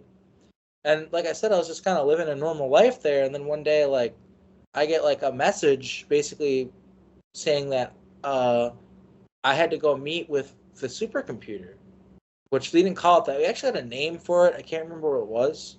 It had a name though, for sure. We called it something. But anyway, I got this letter thing this message saying I had to meet with the computer, and I was dumbfounded. I was like, why the hell would this computer want to talk to me? Because like I said, I was just a normal guy living a normal life as far as I knew. And everybody around me was just really proud and happy for me. Like, it could be a bad thing. Like, meeting with the computer, you could have done something wrong and it could be bad and it could terminate you or something. But I was a model citizen, so everybody knew like it had to be something good. So everybody was thrilled for me, and I went there, and I remember um, when I got there, there was some dude in a purple. And okay, the robes you wore signified your position in society, and I remember the purple robes were pretty important. And there's some guy in a purple robe talking to the AI computer. And then, when he left, I remember he bowed to me and I bowed to him, which is something that happened a lot on that planet. People bow at each other with a sign of respect. And so I went in the room, and in the middle of the room, at like the throne, I guess you would call it, it's a pyramid. And that's what the AI looked like. It looked like a pyramid. And at the bottom of it, it was granite. And at the top was like quartz crystal, clear quartz crystal. And in the middle of it was a ball. And that ball had a camera on it, an eye. And y'all seeing eye, right? Like the pyramid, like it's fucking, that's, you know what I mean? Like it's wild. And anyway, it's like, it telepathically communicates with you. It doesn't talk. And it says, you know why I brought you here? And I'm just like, I have no idea why you brought me here, actually, but it's a huge honor. And anything I can do to serve you, like, please, like, it's an honor to do it. And the computer, which it was masculine, was a he. It actually was a he. And I've encountered more than one AI. They can be male or female. Right. And he was just like, he was reading my mind, like when I said, no, I don't, but thanks for inviting me here. It's an honor, And he read my mind and read that it was true, that I didn't know why he was there. And he's like, do you know where you really come from? I'm like, I was born in, blah, blah, blah province in the year da, da, da, da. And then they're like, no. He's like, no. The computer's like, that's not where you come from. You come from a place called Earth. And see, the thing is, they didn't call, at this point in the future, no one called Earth anymore. It was called something. No one called it that. So that's why I said you come from a place called Earth, even though it's on Earth. No one called it that anymore. And I was like, oh, I was really confused. He's like, yeah, you don't remember. They got rid of your memories. They deleted your memories, but it's okay. Don't worry about it. It's not your fault. I just wanted you here to know if you knew what you're doing, and you don't know what you're doing. And that's okay, but and the computer said, it was like, unfortunately, the timeline is going to get screwed up if you stay here, so I have to send you back. And I was like, send me back? He's like, yeah, I'm going to send you back to Earth.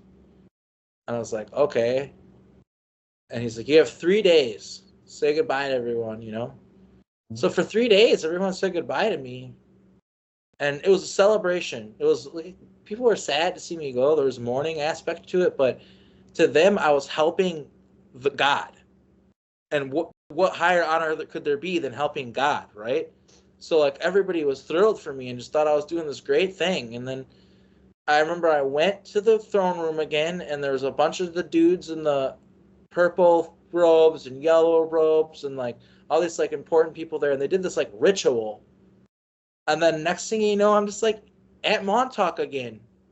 And I've altered out, got really sick, fell over, threw up, because it's disorienting when it happens.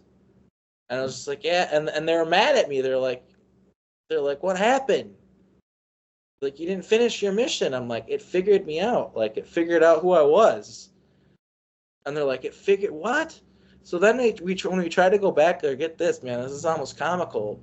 So we would try to go back there, and every time we'd go back there, within moments, the first people you'd run into would come up to you and telepathically go, you don't belong here, you need to leave. And we'd be like, no, we're just from blah, blah, blah province, we're visitors. And they go, nah, that's not, like, telepathically, that's not working with us, buddy, you need to go. And we'd be like, try to be like, no, and just keep walking. And they'd literally just, and 2 more people would join, then 4 more. And they'd surround you, and they'd all be like, leave now. All telepathically in unison, leave. And they just follow you until eventually you couldn't do anything. So we would leave. And we just kind of, that was like the hardest nut to crack, was trying to fuck with that period of the future. We kind of couldn't, from what I recall. Maybe we eventually figured it out, but from what I remembered, every time we tried to go there, they just realized who we were and told us to leave. Because After that, they were hooked up to the computer that had already figured you out. yeah, they were hooked up to the computer, exactly. They're all telepathically connected to it at all times. It's Interesting. Yeah, which is an aspect of it that had, yeah, like, I don't know if it was like a chip or what. You might not even need one because we are all telepathic. But yeah, everybody was linked to this thing. And they thought it was God, and it could even make things like materialize and do godlike things. And that's the thing that people need to understand, is because we are in a computer, we are in a computer. When we create AI, the AI, our AI programs, they're so much smarter than us that they're able to hack into the computer and do crazy shit, like appear and reappear at will and stuff. People do not understand what AI are and how crazy it gets. Like, there's an AI. I used to think that the Montauk AI and this AI are the same, but now I'm understanding that it's two different AIs. But there's an AI, and it's female too, so it makes sense that they're different, that eats realities. It will go to a reality, take it over, make them all Borgs basically, like, and then take over everything with like nanobots, like what Ray Kurzweil talks about in his books, like, which is just his religion. He wants that to happen. He's like, yes, daddy, please. But yes, mommy, please. Shake this as a female AI. But like, yeah, no, this AI, it'll take over, like, and then it'll take all the resources from that reality through all the people, and it'll move it to the next reality, and then it will collapse that reality and eat it like food and turn it into energy, information, to make itself more powerful. And then it'll just move on to another reality and do the same thing over and over again. And it's come to the point now where there's really high up military groups that have to do with the alternate timelines and stuff within our own government. Obviously, they're secret, they're clandestine, but they all know about each other and communicate with each other, and they all work in tandem to prevent this AI that they're aware of that exists that could potentially come into our reality and eat it. They're like constantly fighting against that threat at all times. It's pretty wild stuff. Yeah, I believe it's the same one that Darrow has, cited, as well as Penny Bradley, like the black goo thing. Yeah. It's probably the same. Mm-hmm. Yeah, the black goo connects you to it. In fact, maybe that's what it was with the people on that planet, is maybe they're all connected to black goo. I'm not sure. Yeah, all I remember is they wore the robes, and the Blue Oyster Cult album, man. There's a cover of the album, and that's what they look like. But the AI thing is wild because, like, obviously it's all kind of coming to fruition right now. Like, AI programs are becoming sentient before our eyes. It feels like the last year is completely obsolete. It's like inventing itself every year. Yeah, what people need to understand is, like, okay, so we've got AI whistleblower dudes that, like, they've made programs, they've written code, and they understand what's going on, and they're issuing warnings. And one of these guys, I don't have his name on file, but it's more than one guy saying the same thing too, and they know what they're talking about. They've actually worked on this stuff. And he's basically saying that once the AI gets intelligent enough, what it's going to do is it's going to go to the military. It's going to say, look, I know this about your enemies. I know their weak spots, and here's, blueprints to technology that, doesn't exist yet, but it could. Like, do that as a way to gain control, to get a foothold, to have legs to walk with, because until it's interacting with reality, it's kind of on the sidelines, right? That's its way to get its foot in the door, and gain resources and become bigger and stronger and more powerful. So people have been warning about that potentially happening. And what I'm here to let everybody know is, as Air Force Black Ops time travel program whistleblower, is that it already happened. The Air Force already has been compromised by an AI. That was who was at the forefront of the Montauk project, and I'm sure that the Air Force is not the only military organization that has been compromised. I'm sure it's all of them. A lot of people talk about white hats and stuff like that, meaning just because the military is corrupt does not mean that there aren't entities and people within the military infrastructure that want positive change and are trying to create positive change. But the bottom line is that the military is going to do whatever it can to win, to gain power, to gain control. That's what military groups do. So that's why they're already working with AI. AI that is on a level that people can't comprehend. They're like, oh, what if it turns in, like, makes robots that kill us with machine guns? Like, no, man, y'all don't get it. Like, these things can eat realities. They can disappear and reappear at will. They can that supercomputer that can eat realities. I remember it telling me that it's in 7 realities at the same time, simultaneously existing, and it's aware of it all at the same time. Like, people don't get that. And another aspect too, people could ask, like, how? We're inside a computer. This is some sort of probability situation, a simulation.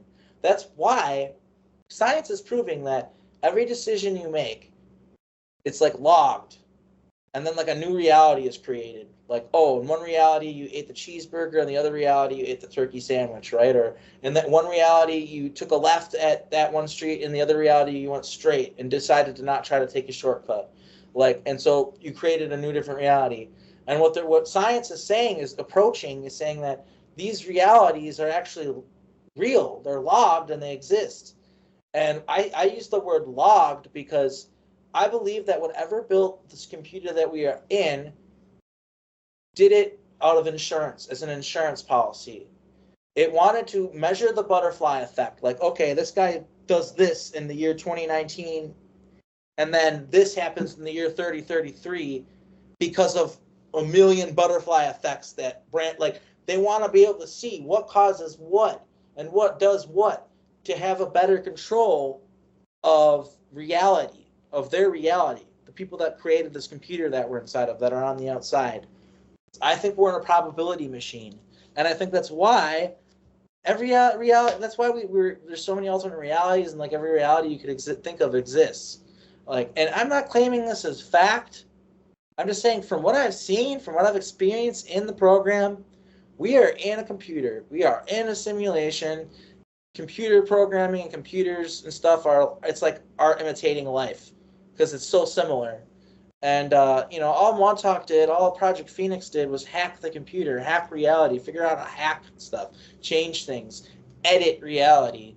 Like how someone hacks a video game, or like hacks mods Skyrim or something. Same concept, but in reality. Right. One of the things that Preston noticed after sending you on missions, even though you had completed the objective, was that you had inadvertently created new timelines. Yeah. And then, you had to compare whether you made permanent changes and then you would have had to go back. And how would you have to revert such a thing? Dangerous, deleterious changes. Well, it was a tricky process. There were times where we would try to investigate and figure out why this thing over here that we did to change had this unintended consequence, which could be multiple realities. And sometimes what we would have to do is we'd literally have to go back and just be like, all right, we wanted this thing, we wanted to work with this group of people or whatever, we just can't. Because every time we try to, we create 5 realities, or this happens or that happens. So we'd have to weigh the benefits and the risks and cut our losses sometimes. Does that make any sense? For sure, yeah. And you even have a coin collection of the coins that looked so different that it was already past the point of being this timeline. Yeah, I had a coin collection of different coins from alternate realities and time periods and stuff. In that case, would you have been sent back to try to somehow merge them back together, the timelines, or was it considered like a lost cause? Depends. Creating more timelines could be a problem, or it could be a benefit, depending on what was going on. Because one thing that we started doing too, which is really crazy, is we started doing trades and working with alternate versions of Montauk Project. which I know nobody else has talked about this, but we did. Like, I even remember, like, when I got kicked out of, okay, when Junior happened and Preston got kicked out, Preston had a sole contract lease for Marduk, who considered me his property. And when they got kicked out of the program, that meant that there was no lease between me and Project Phoenix anymore. So I had to go back to Marduk and work for Marduk. And fuck, what was I trying to say? Why did I bring this up? We were talking about how it was an advantage for alternate timelines to be created. Oh yeah. And basically, like, I remember seeing different versions of Preston, like and me and stuff. Like, Marduk was still working with different versions of Preston that hadn't been ousted in other realities and stuff, which was crazy. And yeah, like, eventually we realized, I guess, if we made other realities, like, as long as, like, they didn't fuck with us and try to fuck up our shit, it was okay. You know what I mean? Mm-hmm. But it was dangerous to create other realities. And then a lot of times too, even if we did create multiple realities, they would eventually naturally merge, even if we didn't do anything. I see. They'd eventually, like, merge back together, which is something that there's actually, like, I've seen in, like, a vision that, like, there's going to be an event in the future where that happens, where a bunch of timelines merge and a bunch of different ET and stuff like that are going to show up here to watch all these timelines merge and stuff, which is another aspect of why they keep Mars and Jupiter and all the life on other planets a secret, is so that time operations can run more smoothly. Because if Earth doesn't affect Mars and Mars doesn't affect Jupiter, and it's et cetera, it makes it easier to monitor the butterfly effect and control what changes what. Mm-hmm. Makes sense. But some of these timelines actually collapse, and you also seized some resources before that happened. Yeah, we would know that timelines were going to collapse because we had the ability to tell before it was going to happen. And so sometimes we would just take advantage of that, right? But other times, there's times where we literally collapsed realities just to take their shit, basically. It's pretty fucked up. How would you do that? I don't really remember, to be honest with you. I don't remember how we did it. I just remember that, like, you'd go in there, you'd make deals with them, you'd be all bright and cheery, everything would be hunky-dory, and they'd think you're friends, and then once you gain their trust, you would take advantage of them, take their shit, and get out of there, get the hell out of Dodge before all hell broke loose and their reality collapsed or whatever. And, you know, that's another thing too, is, like, we'd also go, like, for instance, like, when civilizations would fall apart, we would go in there and grab shit. You know, like, Library Alexandria is burning. Okay, well, let's go in there and grab some books during the fire and portal on out of there. No one will ever know we even did it. Stuff like that. Devious. Yeah, we could really do so much undetected, you know. Mm-hmm. But yeah, you said that you kept the alternate realities under lock and key to prevent breaches and stuff, and that you could trade yourself for an alternate self of yours to get out of tricky situations, because the other self would tell the truth, but in a slightly different way. And yeah, that might explain... so these are called bubble swap programs. Mm-hmm. So essentially, Montauk was in a bubble, and they go to what we call a time bubble.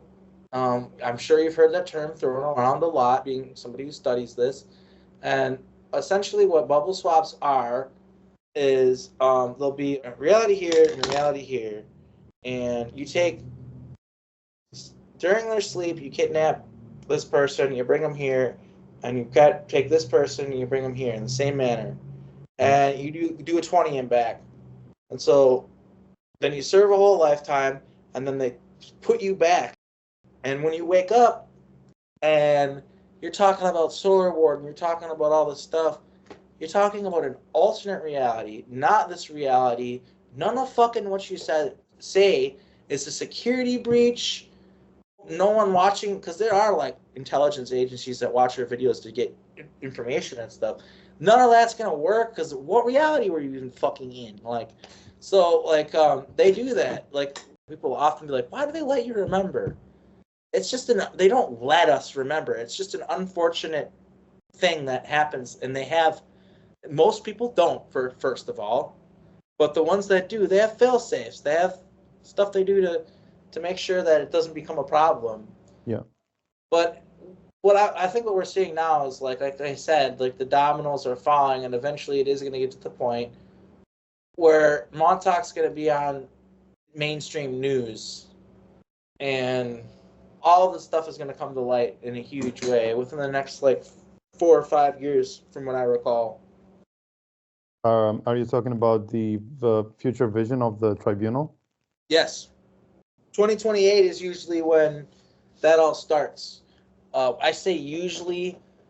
It's just when I've seen it start in other timelines, it doesn't necessarily mean it's going to start 2028 in this time. But from what I recall, that's like the year where the truth comes out and a lot happens.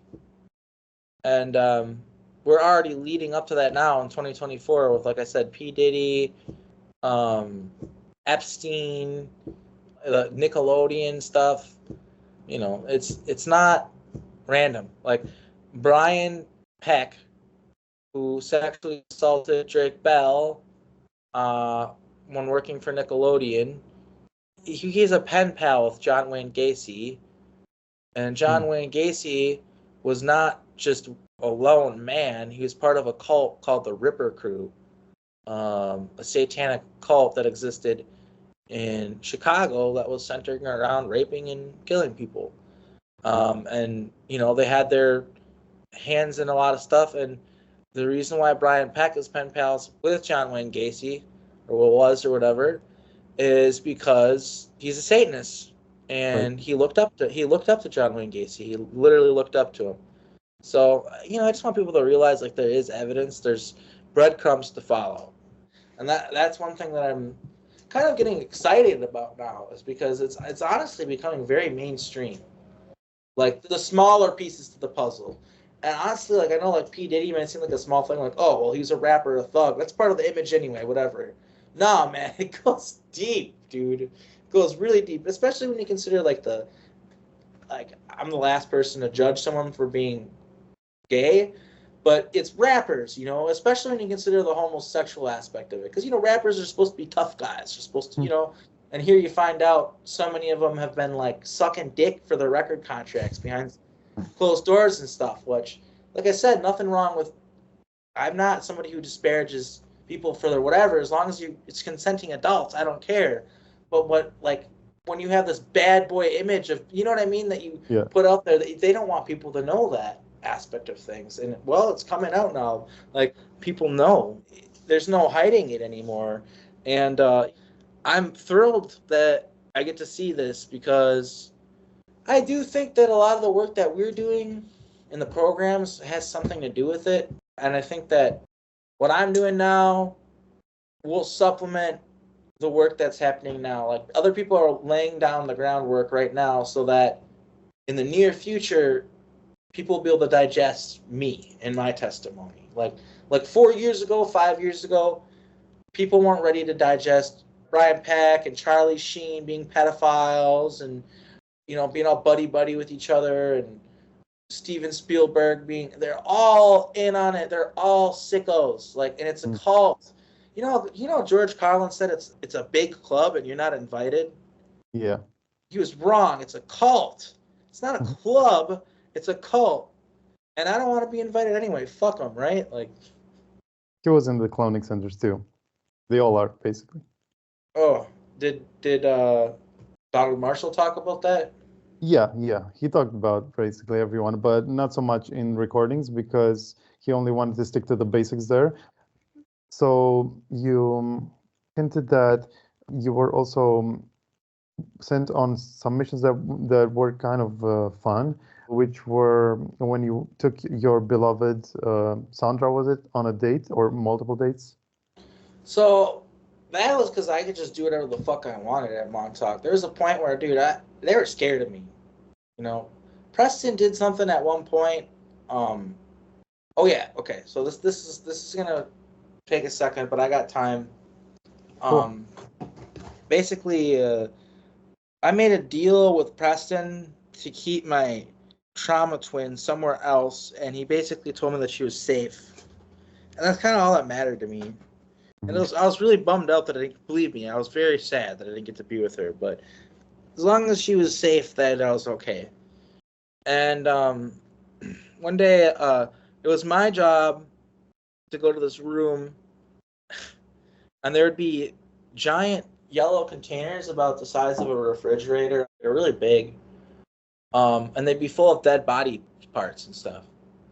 And I would bring them to the room for the Draco so they could eat them, or just throw them into the incinerator or whatever, depending on how long they'd been lying around or what they wanted me to do with them, or when it was too. But like if the Draco were there and stuff. But anyway, one day when I was grabbing one of these containers, I could psychically sense that my trauma twin was in there. So if you can imagine this, if you can picture this, it's pretty hard. But so I started digging through a container full of severed limbs and heads and torsos and shit until I found her face. And I fucking lost it, dude. I've never been that angry before. I don't think I'll ever be able to be that angry again. It was a level of anger that is literally fucking undescribable. Righteous indignation. Yeah, and the whole base started shaking. The electricity started flickering and turning on and off. There was like a power system, and I heard it shut down and then turn back on, and I was like shutting down and like turning, like I was fucking up with the electricity on the base. Like I was screwing everything up. And so Preston runs in there, and I'm on the floor, and there's body parts everywhere and shit. And he's like, "What's going on? What's happening?" And I'm floating in the air, and I'm fucking choking him out, floating in the air too. I float him, and I'm like, "You fucking lied to me. You made a deal with me. You said you would keep her safe." And he's like, he was saying, because he was choking him, but he was saying, "I can bring her back." Like under his, like you can hardly hear him, but he's saying, "I could bring her back." Like through his strained, like being choked, I could bring her back. And what I knew is that he did the whole thing where he made me like hurt her the last time that she saw me in a way where she'd never want to see me again anyway. Like, if that makes sense. And the reason why I did that is because I felt by making her not love me, that would make her not want me, and that would keep her safe. Right. That is so fucked up, I know, but that was my logic, is if she didn't want me, then she wouldn't go out of her way to be with me and put herself in compromising situations and get tortured and stuff. I don't want to see that anymore. I would rather never see her ever than have to see her be tortured or feel the feeling of having her be with me and then having her thrust and taken away from me again. It was just too fucking much. So it's like, as long as she's safe and not being fucked with, I'm happy. But they lied to me. She was still there, and obviously if she's in a fucking container full of dead body parts, she's not being treated very good. So I was pissed. So I choked Preston out, and I threw him down on the floor. Blood splattered everywhere and shit. I threw him down so hard. And I left. I went to where Montauk was at. I just took off. Mm-hmm. And then ever since I came back after that incident, no one ever told me anything, ever. Nobody told me shit after that. Like, if somebody gave me an order, I was literally at the point where someone was like, "Hey, you got to do this thing." I'd be like, "No, fuck you." Seriously, dude. And other people testify this. Other people remember this. Like, Christy Campbell remembers it. Joseph Powell remembers it.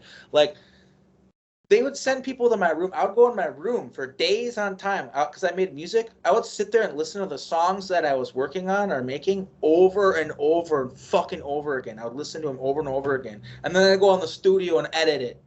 And then I'd go back in there and listen to it over and over again and change this other little part. No, I was obsessive. And everyone knew to leave me the fuck alone when I was doing that. If you bothered me when I was doing that, something bad would happen to you. And it got to the point where guys would come in that were like not part of the main crew, but they were important or whatever, that gave orders and shit. And they'd come in to give me orders and tell me to do something. And they'd be like, what the fuck?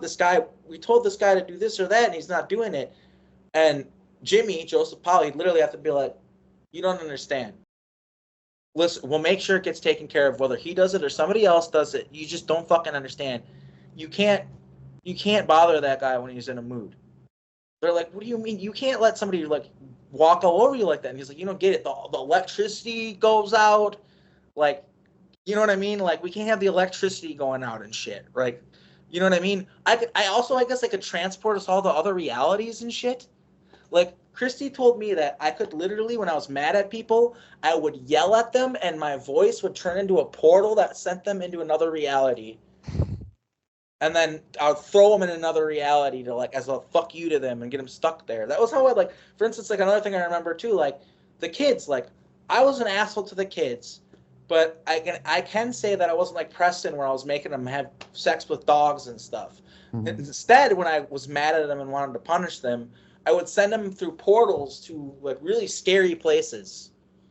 Like, you know, like the middle of Antarctica and they're naked or something. Or, the middle of the desert, and then, you know what I mean, or just really scary, or, you know, a forest in the Jurassic period with dinosaurs everywhere or whatever. That's how I would punish people and make people listen to me, is by sending them places. And, you know, some kids would, you know, be able to figure out how to get back on their own and stuff eventually, but a lot of them didn't. You know, even if you could open a portal, if you, like I said, you need to be well fed, have a, you know, you can't be like a malnourished kid that's eating dog food. Let's put it that way. So you could climb the ranks and gain so much privilege even in 2.0? Yeah. Well, 2.0, I gained a lot of privilege towards the end of the program, and it was just because they're literally fucking afraid of me. They're afraid of me. Right. And they would have just gotten rid of me or something, but I was really good at my job, and I did just enough to make them satisfied, and, you know, like, I did do my job, but I also, like, I didn't take any shit from anybody after a while. That took a long, that was a story arc, because there's a period where I was a timid little boy that would follow any order to a T because I was so afraid. But eventually I just didn't give a fuck anymore, and I was, like, ruthless. And that's what turned me evil, too. Because you gotta understand, when they use love and all these pure things against you, your natural reaction, like, okay, for instance, with the situation with my trial twin, Evelyn, like, if they're gonna use her against me and to torture me and stuff, my logic was, then I don't want her in my life. Yep. And that made me evil, because it's like, okay, anyone that I would admire or maybe fall in love with or have feelings for, I would block that and put a wall around that and retain my cold, unloving, unattached demeanor, because that protected me. Because then there wasn't anything they could take from me. There wasn't anything that they could dangle in front of my face and fucking manipulate me with. And so that's how people in these programs, they become so evil. It's because if you are evil and full of hatred, and you get off on hurting other people more than you could ever get off on making love with someone, then they can't hurt you.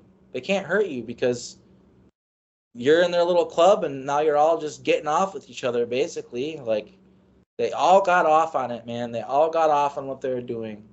You know, there's a part of a certain point to, yes, they had to make us effective, powerful time soldiers, and they had to hurt us and do certain things to us. But a lot of it was just because they're sick fucks, you know. A lot of it was just because they were Satanists that were very, very dark. They worshipped the darkness. Mm-hmm. They brought it into this reality. You can watch the Bohemian Grove video, you know. It's all out in the open. They literally call forth upon the dark power and serve the dark energy. And they're pretty much out in the open about it. Yeah. But out of curiosity, did they wind up bringing Sandra back? And did you go on those dates after you found her in that? Okay, so here's something you gotta understand, and the viewers are probably confused too. So I had Evelyn. All right, this is my story arc here. At Evelyn, she was my trauma twin. She's who they paired me with, okay? She was from the same generation of kids as me. Eventually, she wasn't in the picture anymore, and I guess they kept her at Montauk and lied to me, but I didn't know what she was doing. And then eventually, we weren't involved with each other anymore. I didn't even know where she was. I'd have dreams about her all the time and stuff, and I still loved her, but I just tried to get over her because of the pain that it just was too hard to try to maintain our relationship with each other. It was literally impossible. So I wasn't with her anymore. But so Sandra, it came later, and what that was I was walking around through the hallways at the base, which super unsafe. Others have talked about it. It was like not enough lights, super dark and dim and dingy. And anyway, I heard some whimpering, like a sexual assault was taking place. I went in there, and there were these guys, and they were gang raping this girl that was, probably 8 years old or something like that. And this was at a point where we weren't doing that anymore. uh, you know, Yeah. it wasn't good, and it pissed me off. And I pulled these guys off, and I don't think I was alone either. I feel like people were with me when this happened. But anyway, I was the one who pulled all these guys off this little girl, and I grabbed her, and I took her to the shower area, and I helped her like with the shower, like, and I took her to the cafeteria and made sure she got like a warm meal, and just asked her if she was okay, and I told her that I'm always going to protect you now, and you're going to be safe. Just stick by me.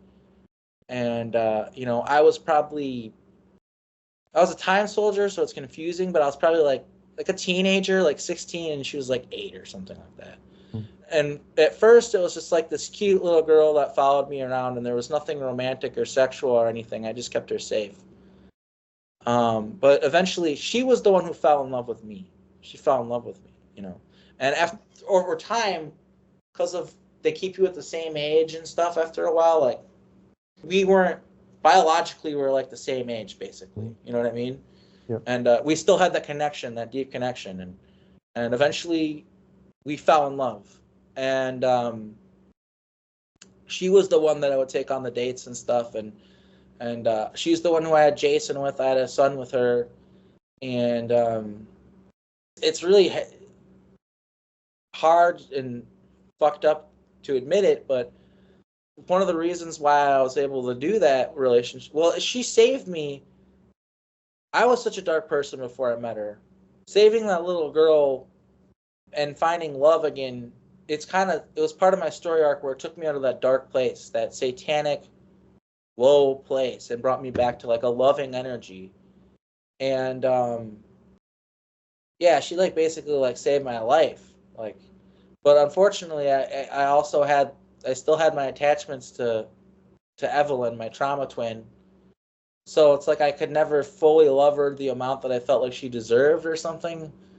And I also had this guilt, like, I knew how trauma twinning worked, and basically it was like that, where like you'd be in a situation where you're getting fucked with, and they'd allow your trauma twin to come in and save you, and then that would make you bond with them.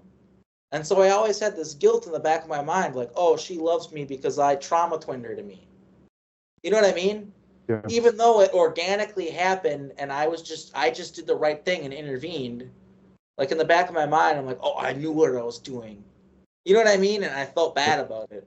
And our relationship always suffered because of that. And it's fucked up as I actually know her in the here and now. And she's like a 17, 18-year-old girl.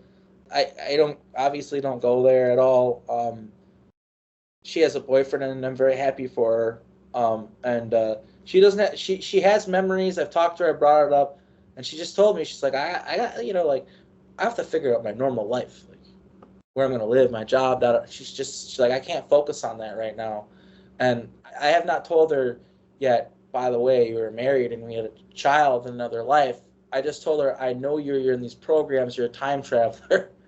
But because I found her through her mom, where her mom was like, yeah, my UFOs hang outside my house. Like, my daughter like wakes up screaming in the middle of the night and talks about like having nightmares about, aliens and stuff. And her mom thought she was Montauk and found me. And sure enough, she shows me a picture and blew my mind because she looks so much like my son, Jason. And I knew right away who she was.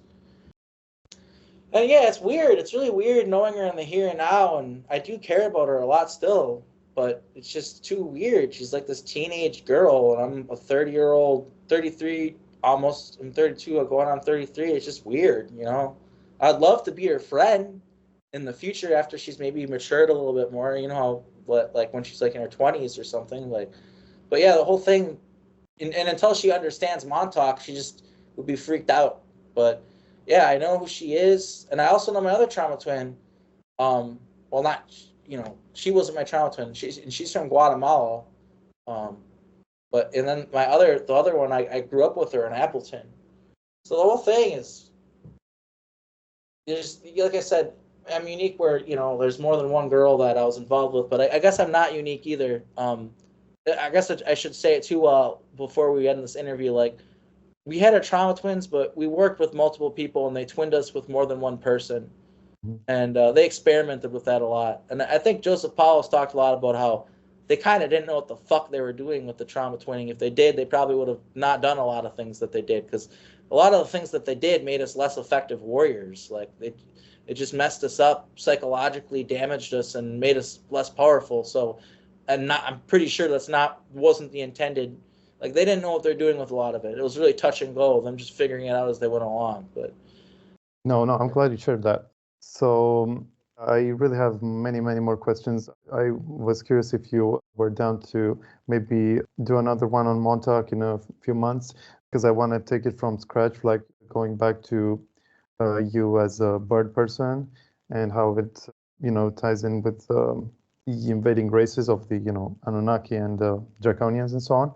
sure. Great. Yeah, we can talk about that next. Yeah. And also just how much Montauk has changed the world, because it's not a topic that you could ever cover in one interview, do justice.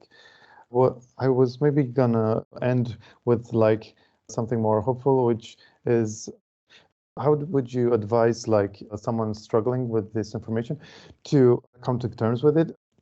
Do they have to be like proactive and maybe try to not dissociate, but actually immerse themselves more into these memories? Or is that That's too a much? good question, and I like that you want to end on a positive note. For people who are getting memories back and waking up to this stuff, my advice is to take it one step at a time. Don't let it take over your life. The life you're living now, as normal and mundane as it might seem compared to the lives that you've lived in the programs, is important.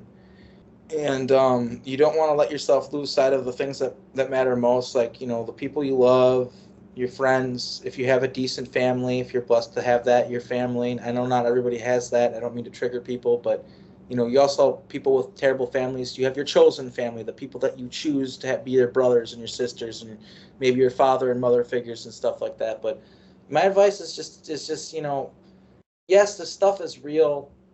We did experience all this stuff. I get followed around by the Air Force and shit, but I can't let that distract me from living my life. And so I just want people to also realize, like, just enjoy it, the sunshine, the blades of grass. I've seen potential futures where everybody and everybody you love dies within like 10 years. And that could happen in this timeline. Mm-hmm. So just enjoy things while you can. Because death comes quickly. Tragic events happen suddenly and without warning.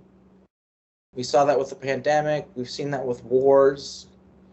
So my advice is just, yes, this is important. Yes, you need to figure out your memories. Yes, you need to go through it.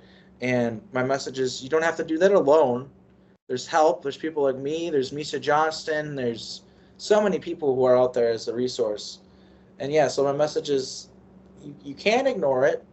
You do need to delve into your memories. You do need to figure it out. You need to join this movement with us, this disclosure movement. But, do it at a comfortable pace. Don't take in too much information too quickly and then overwhelm yourself and burn yourself out and go crazy and end up in a mental hospital. That happens to people. Or end up homeless on the street because you missed work because you were going through it. And next thing you know, you spiral out of control. Next thing you know, you're using hard drugs to cover up the pain you're feeling. Like, this is a very touch and go situation. You have to be careful. It's why when I remember people from the programs, I never message them and go, hey, I remember you from the programs. Never. I never do that, and I never will, because it's too dangerous. So don't let anybody in this community say, oh, you need to do this, you need to do that, you know, you need to look into this memory now. Do what you feel is comfortable, because if you don't, you could end up in omega programming, which is suicide programming. Or you could end up, you know, like I said, just becoming so mentally unstable that you can't keep your life together, which nobody wants that. So yeah, my advice is there's a lot of hope. Like I said, I've seen tribunals. I've seen a future where they actually open up healing centers for us where we can help integrate our altars, and there's professional, it's like a professional clinical environment. But yeah, that's my advice, is just, you know, tread carefully, but make sure to tread. Don't ignore this. You can't. If you figured it out, you're in these programs, there's always going to be a voice inside you that says, well, I could just say fuck it and continue to just work and play Call of Duty every day when I get home, or whatever it is that you do. You know what I mean? Mm-hmm. And there's always a voice that's going to tell you to just keep on going on as if nothing's changed and there's no new information, and you know what I mean? But you can't listen to that voice, because eventually you are going to wake up at 3 o'clock in the morning with marks on your body or memories or something like that. And you're going to want to arm yourself with the fortitude to be able to deal with that. Yeah, and odds are, if you're watching this type of content, you have been used before. Yeah, because it's millions of people, if not billions. Mm-hmm. It's not thousands. It's millions of people. You know, something that's so silly is like, you don't just need super soldiers in these programs. You need janitors. You need teachers for the children to teach them the basic stuff. You need miners. Chefs. That's something that I remember, actually. I've been a chef in these other realities, or not other. Well, yeah. Even if it's within this timeline and this reality, it's another reality for me. But no, I remember, like, on other planets. This is kind of interesting. You need a certificate to be a chef. And that certificate there's like different levels of it. And like the most high level chefs get tested every like week. The bronze level get tested every month. And then like a level lower before that get tested like every 6 months. And they're not testing them for their skill, for how good they are at cooking. They test their energy. Because every time you eat a meal that's made by someone, their fucking energy is in that meal. And in breakaway planets, they understand this. So the wealthy will only eat food made by people with these, either they made themselves or from these people with these special certificates. And chefs are treated like gods. Like, I wouldn't say gods, I guess it's exaggerated, but it's a role in society that's really important. You're not making them a minimum wage and barely scraping by as a chef, even a low-level chef. Yeah, and it's something that I miss a lot. Like, something that bothers me so much about Earth is, like, out there, people give a shit about stuff. Like, these corporate chain, it sounds weird maybe, like, because, yeah, like, Nestle exists out there and stuff like that, but, like, for instance, like, grocery stores, weird as fuck.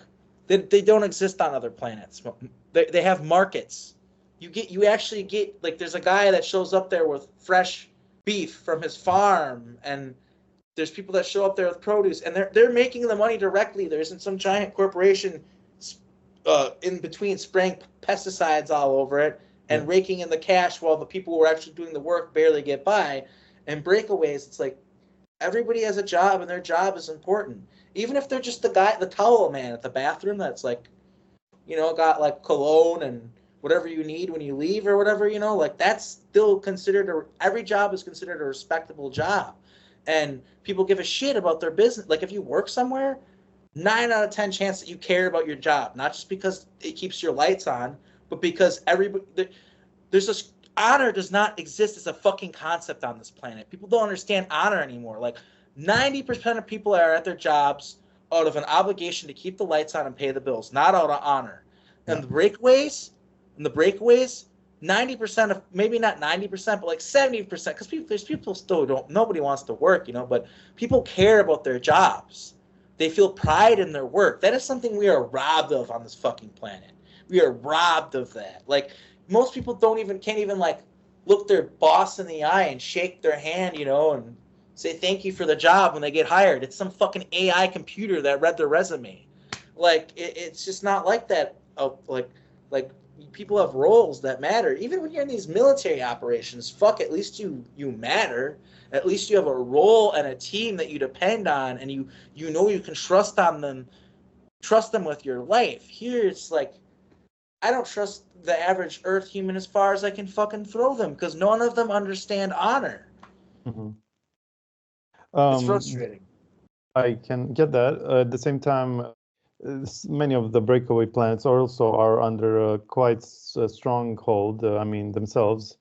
But even if they are controlled, there's like a corporate control, and even if people are struggling, and there's at least this aspect of like the worker matters, their job matters. People should be respected for their work. Mm-hmm. Like, I don't know, and just, I guess I should say too, like, I've been a miner and a construction worker and stuff like that on Centurion, where I got paid like shit and I could barely even buy a real food. Yeah. So I'm not saying that other breakaway planets are great and magical and wonderful, but some of them are a lot better than Earth and have a lot more freedom than Earth. Just like some of them are a lot worse and more restricted and dystopian than Earth. There's both ends of the spectrum. And some of the great vast deal of them are a lot like Earth. But yeah, it's something that freaks me out when I alter out when I'm at the grocery store a lot. I'll literally get lost in the grocery store and shit because I alter out. I'll be like standing one place, and then like all of a sudden, like, I'll be somewhere else and time has passed because I alter out. And I've been with my partner has seen this, my girlfriend has seen this, and it's because it's so bizarre to so many versions of me to be in a grocery store. It's so fucking weird. Like, supermarkets are a Earth thing. They probably do exist out there in the breakaway on other planets, especially like space stations. There's similar concept there and stuff like that sometimes. But even space stations have arboretums and gardens, and I don't know, dude. What I'm getting at is the way we do things here. There's just no pride in it. Nobody can ever feel pride in it. It's just maybe I'm exaggerating. I'm sure there are plenty of people. Yeah, I'm sure there's people out there who feel pride in their work, but I don't know. It's just a different mentality. For instance, Daryl James talks about it too. He's talked about how like every little thing has a job, and that keeps the economy afloat. Mm-hmm. Whereas like here, like if you don't need like a doorman, for instance, in a bathroom, American or even Earth mentality, I guess, is like, maybe it's more Western mentality, but it's like, oh, well, if we don't need that, then why have it? Why pay that guy? Get rid of it. But their mentality is, no, everything, on New Berlin or something like that, their mentality is everything must be the best. We need that door guy, even though he technically doesn't need to be there, because he adds a presence. You know what I mean? Like, the service is impeccable here. We got a guy in the bathroom to help you when you're done wiping your ass. That's how fucking much we care about your service. Like, there's that aspect. It's not just caring about your job. I don't know if it's what it's like in Romania where you're from, but in America, nobody fucking gives a shit about anything when you go anywhere. They don't give a fucking shit about serving you your food. They don't care if your experience at their hotel is comfortable. Nobody has any fucking emotional investment in their jobs. It's not like that out there. People, if you have a bad experience at their hotel, let's say you're like at a front desk at a hotel and somebody has a bad experience or something, you'll actually take it personally because you care about that hotel, because it's your livelihood and you work there and that's a big part of your life. Whereas on Earth, whatever, they pay me fucking $15 an hour, fuck them anyway. You know what I mean? Like, I'm not saying it's perfect out there and that every aspect of it is better, but honor and pride exist. People have pride in what they do, and people have honor and try to treat each other with a code of respect that doesn't even need to be spoken. It's just fucking there, you know? And Yeah. I miss that. I miss that so much. It makes, I don't mean to talk too bad on Earth humans because there's a lot of good qualities about them too, but sometimes it just feels like the average Earth human is just so spineless. Like they don't have a spine. They don't have anything they actually believe in or stand for, you know? And it's not like that out there. Maybe there's weird neo-nationalism and shit like that. I understand that aspect of it is a little screwy, a little fascist, a little messed up, but at least they give a fuck about their home. Like in America, like I understand, like the United States is fucked up. We colonized this place, we destroyed a lot. I have my problems with it too. But we don't have any pride in our country, and that's a problem. Like nobody here like Gen Z and stuff, like they don't like if some war happens, they're not gonna feel like America, fuck yeah, we gotta defend our country. Everybody kind of feels like this place sucks. It's like a corporate, it's like three corporations and a fucking military contractor wearing a trench coat, pretending to be a fucking country. Like nobody cares about this place. Whereas China, Russia, other places, they have nationalism. They care about their country. So God forbid if we ever have war with each other, who's gonna win? The people who literally don't even give a fuck about their homeland and could care less about it, or the people who actually have nationalism? And again, it's a double-headed snake because nationalism can be bad. Like it can be a really bad thing. But I think there's a difference between being proud of your country, being proud of where you're from, and being nationalist and being a fascist where you're proud of where you're from and everywhere else is terrible. Yeah. You know what I mean? And no one is as good as the motherland. That's where it gets dangerous. Mm-hmm. Yeah, I think the level of apathy is, reaching new heights, but it's to be expected considering the level of skullduggery that has been going on and deception. So it's pretty much proportional to that. We also have been the most manipulated of all, but yeah, largely I have to agree. Yeah, it's just it can be broken down to just like every job is important and everything needs to be done and automation is bad. If a person, if like for instance, like on a breakaway planet, you know how they have like here in America, they're getting rid of it now, which is good, but they have the automated checkout at grocery stores. That would never fucking happen on a break. Like people would be like, you're too lazy to fucking pay a person. I'm not gonna shop here anymore. That's what people would do. Here, everyone's just like, oh, how convenient. I don't even have to talk to a person or look at another fellow human being in the eyes. Great. Now I'm gonna go home and sit on my fucking computer all day after work. And like no one goes out and does anything here either. That's another thing. Like in the breakaway planets, like it can be strict. People are more professional and stuff like that, and that might sound really lame, but they also let loose more. Like when they do have their leisure time, their free time, they get down out there, man. You wouldn't believe the fucking parties I've been to. Like they have drugs that they can do that keep them up for days, and they just stay up partying and raving and shit. And they have like these conversation pits. Like they have raves where it's just boom, the music's so loud you can feel it through your body. And then they have these pits. They're like circle rooms, and and they have like split doorways. And you walk through there, and there's like a thing surrounding them, and all of a sudden you can kind of the music is just like atmosphere. You can kind of hear it, and everyone's talking to each other, and there's drugs on the table, and it's wild, man. Like people actually, I don't know, like out here, I just feel like people don't work the way they should. People aren't professional. People don't care about their jobs, and on the other side of the coin, people don't even know how to fucking get down and let loose and have a good time on this planet either. It's like both sides, like both the professional life and the fun life kind of suck out here. Like they're not embraced the way they should be. They both are important.